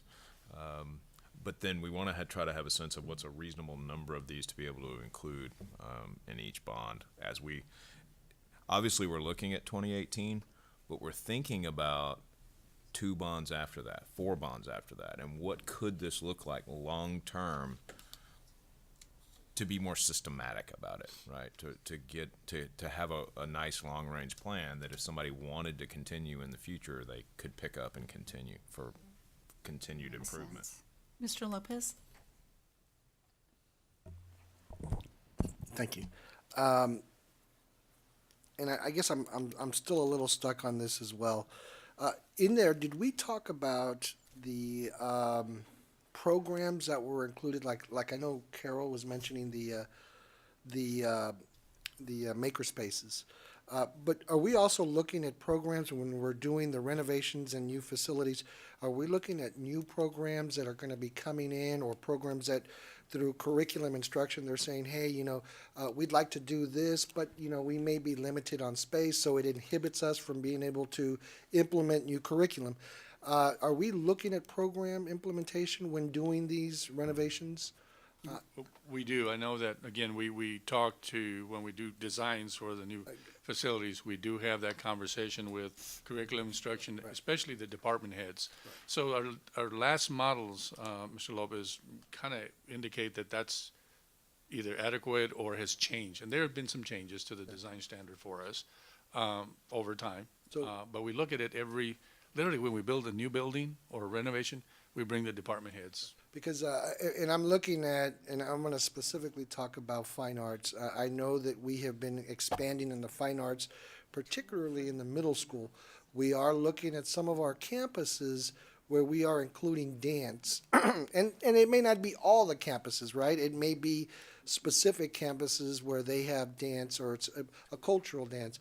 So along with that, I mean, I guess that's why I just want to make sure that we're also considering programs that may be specific to that campus. Like I'm just saying again, like as an example, you know, and I'm just going to use Saul Ross, just because I'm just using it. They may have a dance program there, but they can't practice because they don't have a studio. So that's the reality is we end up having an inadequate. We are not able to provide an adequate program because of the building. So I just want to make sure that when we are doing our renovations, that we're taking the whole picture, like you said, which you mentioned, we are, but also looking in the future as far as the growth of a program, specifically fine arts, because the dance program is growing, fine arts program is growing, as well as even athletics in middle schools and elementary schools. So those are areas that I want to make sure we consider and that we look at to when we're doing these renovations. So, thank you. We don't need computer labs anymore. We don't. It's interesting. Great job. That's a good point. So comments around pod design, renovation / reconstruction, or around this notion of freestanding gyms? Ms. Freeman? So there were a lot of things that were just mentioned, and I've jotted down notes. But regarding there's comment made about drawn out from bond, or it could be 2 or 3 bonds regarding replacement. I think we could have the same thing with renovations. I think in renovations, I'm not sure we would be able to do all of the renovations in one school with one bond. I've been on this board long enough. One thing I'm also concerned about I think each school needs to be looked at individually. But I know that we've had some buildings where we've renovated and we tore down a wall to make something bigger and found something behind the wall that shouldn't have happened just because of the materials that were used or the age of the building, where we've had to do more demolition than we anticipated. In some of our older schools, we have shorter ceilings. Our ceilings are not as high. We've got lighting issues. We've got energy issues when you renovate a building, and we talked about this at our last bond meeting regarding renovating a building and what to do with the chillers and ductwork and all of that. I've been in some of our older schools where we've had classrooms, and I got to tell you, we've got a support structure right in the middle of that classroom. I don't know how that happened when that school was built, but that exists in a 50-year-old school. I guess I just worry because we need to build for the next, if we've got a school that has buildings that are 40 or 50 years old, we've got to plan for the next 40 or 50 years. And I'm concerned if we just say, and I know that's not what we're saying, but we got to go with renovation and not new construction. I'm concerned regarding the renovations, and none of this costs that we have here talk about maintenance over time. And that's not here. Mm-hmm. So it's a very difficult conversation unless we deal with each individual school. And regarding the safety issues regarding the pods and the standalone gyms and kids going, especially our younger kids, I don't know. I think we need to look at this individually, but I got to tell you, in my experience with what we've had with our older schools and renovations, there were times when we got through the renovation and we've said, oh my goodness, we probably would have been better off just to tear it down. Taking it down and starting all over. And we've had that conversation. I can think of one particular school. So that's my concern. Mr. Blunt. Karen gave a good summary. I can't add much more to that. Really appreciate how y'all presented the information. to me, it's surprising. I thought the cost difference was going to be a lot more, but when you throw in, like you said, maintenance and other factors, it makes it a little bit more interesting. Even the cost of AC and some other things, even beyond maintenance of the facility, but there's other operations costs associated with having a renovated building versus a new facility also that would fall into all this. So no, I think it's a good summary. If you just ask me now, I don't know, would have went one way at the beginning, but now I would go new facility all the way. I just think there's too much risk going the other route, and I think the costs aren't that big a difference per se. So. Well, I just, I really thought that it should come to the board, because Bobby, I don't agree with you on all of that. Because I think that we ask so much of our community from a tax perspective. And though we've been able to do bonds where we have not had tax rates, tax increases, when we just say, oh, it's $2 or $3 million difference. But that's because we're dealing on a very large scale on some of these projects. $2 or $3 million difference multiplied over, 70 old schools, you're talking about a substantial amount of money. And we still are going back to our communities and our voters and our taxpayers over and over again. And I just think that we need to. I'm really comfortable with we look at every school individually. That we are not tied to. If it is a pod school, we tear it down and rebuild. That's automatically our focus. If it has a standalone gym, that it's automatically that we're going to tear that down and we're going to figure out how to change the footprint of the school to do a cafeteria and a gym. I think that's the thing I think I don't have any problem supporting new facilities when we need new facilities, but I think that we need to look at every campus from saying, if we renovate versus tear down, what is the cost difference? And that it not be solely tied to the standard, the guide, the program standard that we have when we're looking at our facilities. And I think that some of this is driving that is where we were heading. And I just think that we need to, we just need to really, I think we need to look at every individual campus from an individual perspective and have the options given to us as to what is going to be the cost difference, and not just say everything has to be to the same standard, design standard that we have now. And I agree with what you're talking about, Melissa, but maybe I agree with you, and I don't, because then we would be contradicting ourselves for our board policies. Wouldn't we be doing that? That's right. If we're saying that our standard is, if our standard is going to be for whenever we build a new campus, and you're saying, well, we don't always have to go with a new building, I would say that we'd be contradicting ourselves if we were to say, well, let's also look at the renovations. If our standard is going to be a new building, then that needs to be our standard. Well, and as a board, that's what we talked about, right? Yeah. Or we all agreed upon. So I agree with you. Well, I'm just Do we need to wondering, have though. that flexibility? Yeah. Do we need to look at it case by case basis? Yes.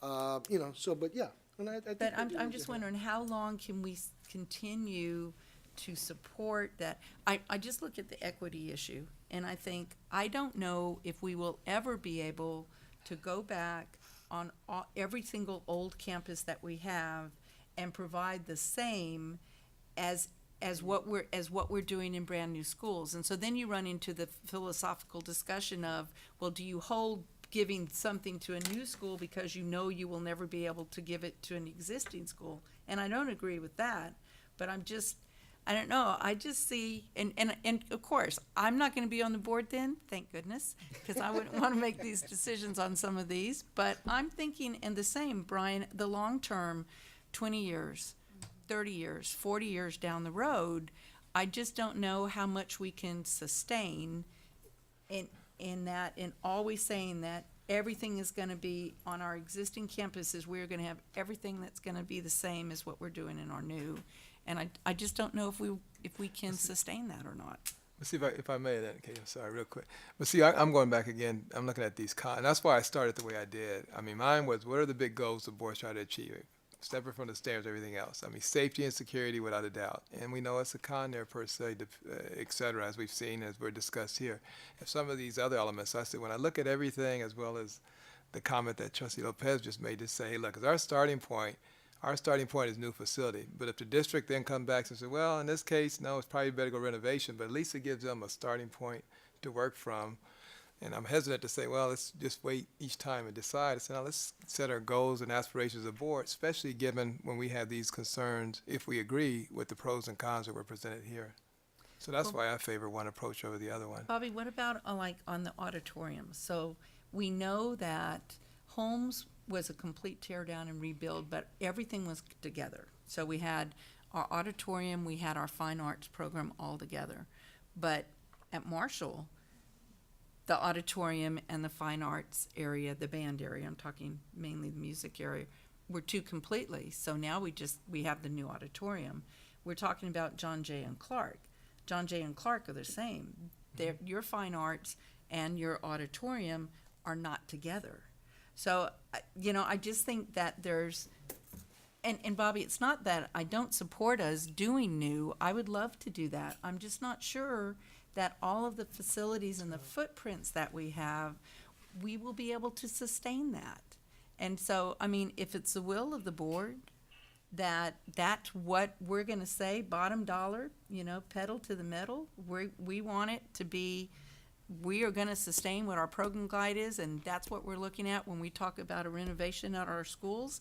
And I think if that's what the will of the board is, then that's the direction that we need to give Dr. Woods. But I think we need to have had the discussion about it before staff feels like that's the direction that they're needing to go. I'm not sure that it's sustainable, but yes, would I like to have every single one of our older schools look like our brand new schools? I would. But I think that we just need to have some caution in this because I'm not sure if that's a sustainable goal. Yeah. On that. Ms. Reed? Are we looking at a certain age of school when we're talking about this? I mean, is it schools that are at least 40 years old? Yes, ma'am. All of the schools that we're talking about, Mrs. Reed, are well over that age. Okay. We're looking at So buildings how many generally in the schools fall 55 into to that 60. category? 6, 7, 8. Yeah, I would say It's in a that pretty range. pretty healthy number.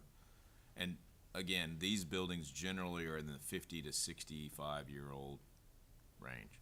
Which is what Glen Oaks is, and Yes, ma'am. there's another school, couple of schools that we have already addressed that are in True. that same age group. True. Used to be Sunset Hills, but I don't know what it's called. Glen Oak, no. John Glenn. John Glenn, yeah. John Oh, Glenn. John Glenn had parts of it, but we had structural issues with that as well. those are a So it little- was- Well, we've got Powell, Little that different. still We got is Powell. that. There's there's a a number of number. them that have been Right. addressed where we closed off some of the campuses that Yes. were all open campus, so. The ones that we've studied, Mrs. Reed, are all those buildings that are 55-plus years old. Okay. Well, that's a good start, I think, because those are obviously the ones that have the highest need of any of them, so. And if... Yeah, and you have to start somewhere. Yes, ma'am. And if you think of it with regard to how many bond programs might it take to do whatever it is that the board decides to do, renovate an existing structure or reconstruct, whatever the board decides to do, some of these are probably 3 bond type work. And so when you think about that from a timing perspective, that 55-year-old building is now 70 years old before it gets addressed. That 65-year-old building is 80 years old before it gets addressed. So that's why Mr. San Miguel and I have been trying to kind of push this issue in the last few years, because we are seeing Northside is finally old enough where that's become an issue that we have to address, and it'll be an issue that this board and the staff has to address in perpetuity, absolutely, from now on. On some of those older schools where we did do renovations like putting in a science room, because we did do some on some of those schools you're talking about, are we now going back though and saying, okay, we want to look at tearing those buildings down even though even though that was something we just did within the last 10 or 15 years? That would be a case by case, but if it was something we did as recently as 10 years, it would be a low candidate for reconstruction. If it was 25 years ago, it would be obviously move up the priority list. So that would be part of the calculus in that consideration. Karen?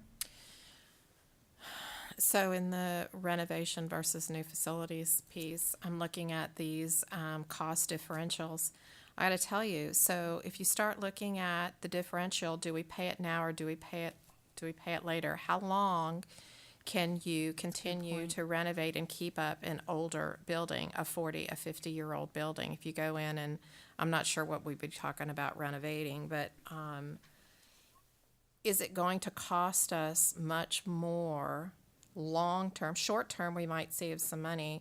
Long-term, are we going to be spending a whole lot more money in maintenance? And then are we going to be 20 years down the road saying, well, we're going to have to, we really need a new facility because of the age? So do we do it now or do we do it later? And if we do it later, my concern is that we're going to be spending a whole lot more money. So it's the best bang for your buck philosophy, so. That's kind of the discussion piece of it. Dr. Harrell? That was the same thing. When do you say we plow it down and build? And is that the easier in the long run to do something like that? So anyway. Well, and then the other piece, though, that throws into that, because I really would like to have all new schools, but I'm just not sure on that. And then the other piece is, so is it better to do it over, so let's say Glen Oaks. Let's use Glen Oaks as our example.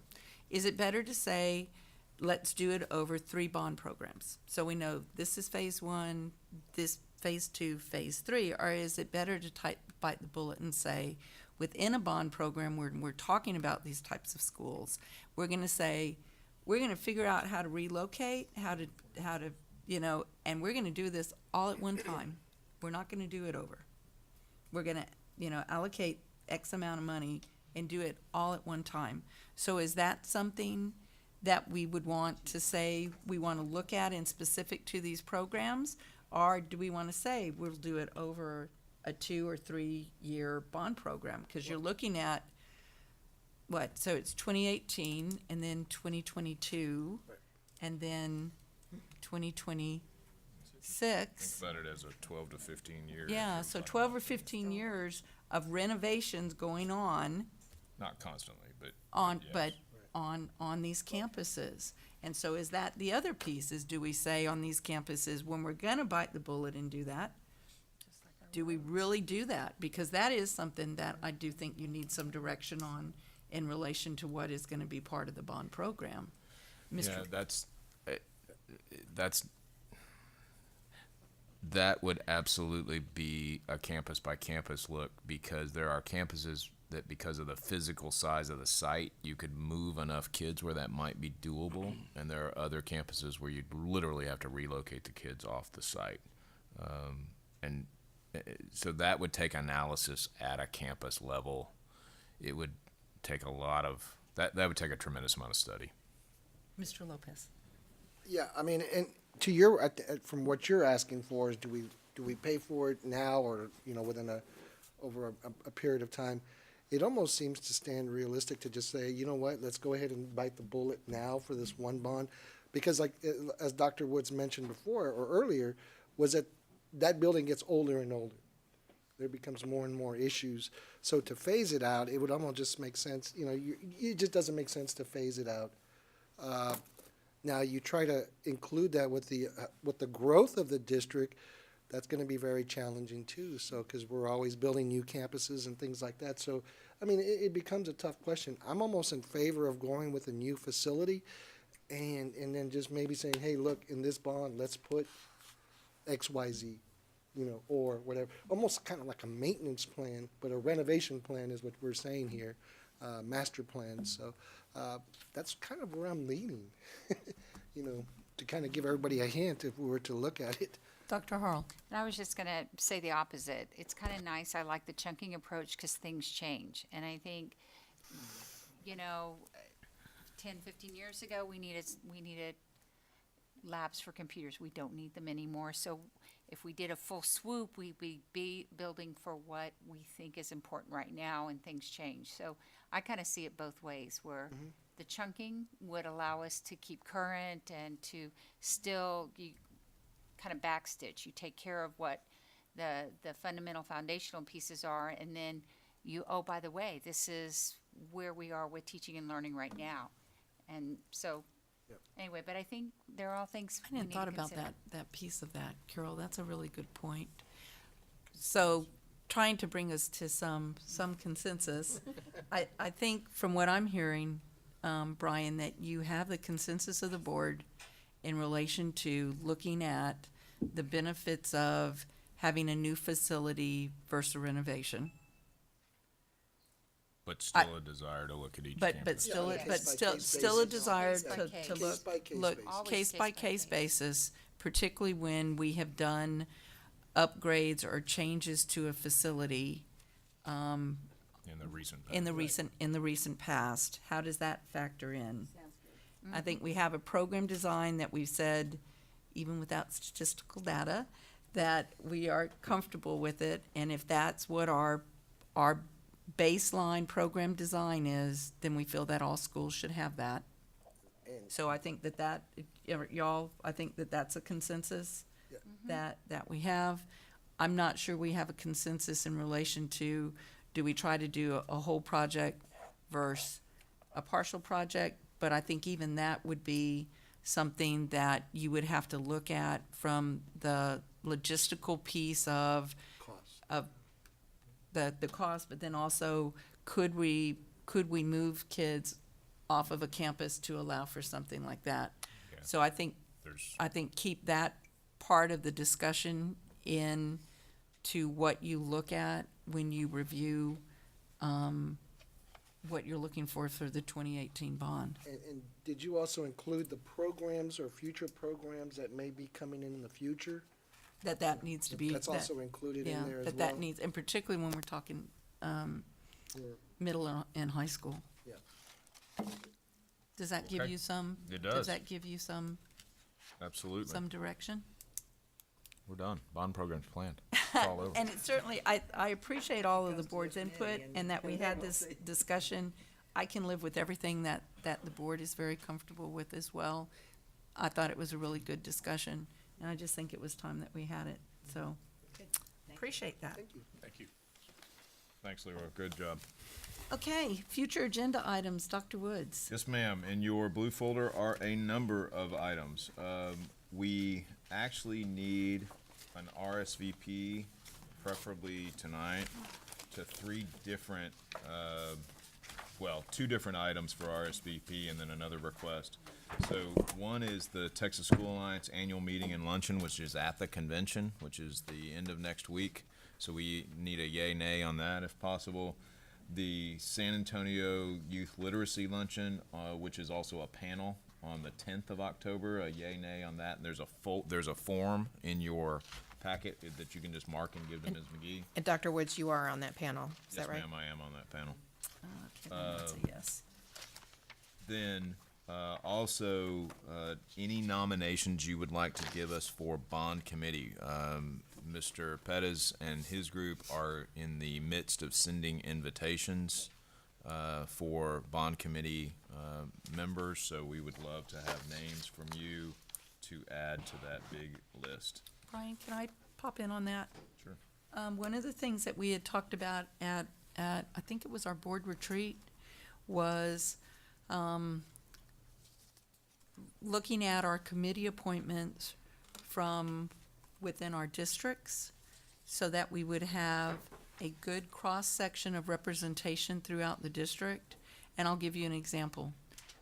In the past, there's been committees where I may have asked someone to serve who actually resides in Karen's district, and vice versa. I think that we've all done that, and I'm just wondering if that's something that we should look at. And that doesn't say that you can't nominate someone that lives outside of your board district, but if we can first try to look within our district, so that we can make sure that we have a very cross-section of individuals that fully represent the school district. And the quicker we can get those names, we'll get invitations sent out. I think the first committee meeting's the 2nd of November, so I know it sounds like it's a ways off, but when you think about invitations going out and all that, the quicker the better, so. Can you tell us what is the anticipated, time that, when we're talking ask. to individual, the ask? So- What is the anticipated time of Right. individuals serving on the bond committee? Right now, we have 6 two-hour meetings scheduled. You have a list of the dates, which we can resend. We will try to cut that back, Ms. Chumley, but we typically reserve more time than we think we'll need just in case. But right now, we've got those 6 meetings set aside. And that was in Friday letter? Yes, ma'am. Okay.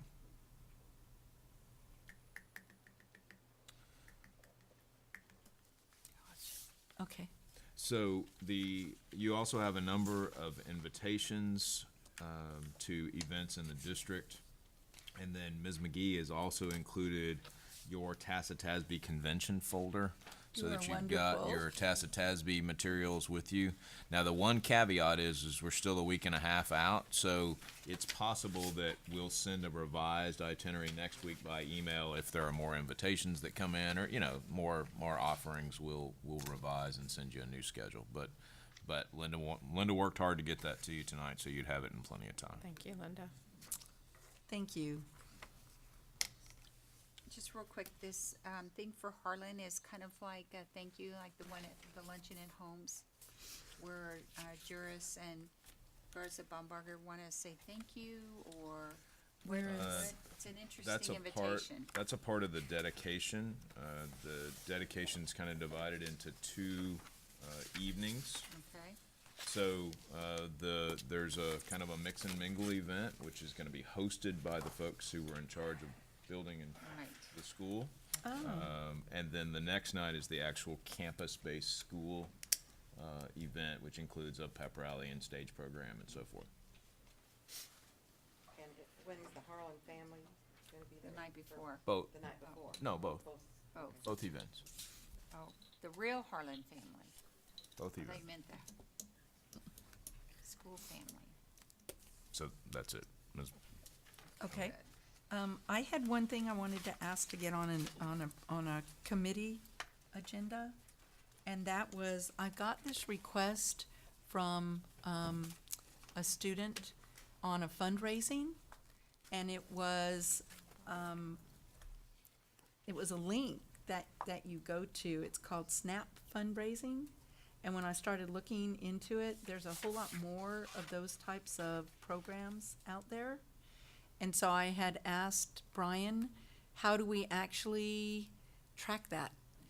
And I don't know if there is, but I know that he was going to be looking into that, but I wanted to see if we could get that on a future agenda of one of our board committees. I'm thinking policy or finance. Yeah, probably policy. We've worked on that as a staff. So that we could, I thought it was interesting because when I looked at it, a student can send it and she can put what her goal is, his or hers, and then it tracks how much has been donated. But when I was interested looking at the frequently asked questions about when you can draw money from it, I'm not sure how much control, or not, I don't want to say control, that's the wrong word, how much oversight the district has in relation to that fundraising. And I just think as more and more of those things become accessible from a technology standpoint, that we probably need to have some idea of what we're doing with those. So if that could just, We will add it. that will work. Lori can come talk to us about that. Exactly. All right, so that actually brings us to the end of our regular meeting. Okay, so, the Board of Trustees on September 26th, beginning at 10:20, will convene in closed meeting in accordance with Texas Government Code Sections 551.071, 551.072, and 551.074. Good to go, all right. The Board of Trustees on September 26th, beginning at 11:08 PM, will convene an open meeting. Is there a motion to come before the board on item A? Mr. Lopez. Yes, Put it on the back. yes, Madam President, I move that we direct legal counsel to proceed as discussed in executive session. Is there a second? It's been moved and seconded that we direct legal counsel to proceed as discussed in executive session. All those in favor, please signify by saying aye. Aye. All those opposed, the ayes have it, motion carries. The next item of business come for the board. Is there a motion? Madam President, Yes, Ms. Freeman? I move that we approve the administrative appointments as discussed in executive session. Do we have a second? All those in favor of approving the administrative appointments as discussion closed session, please signify by saying aye. Aye. All those opposed? The ayes have it, motion carries. The board ended its meeting at 11:10.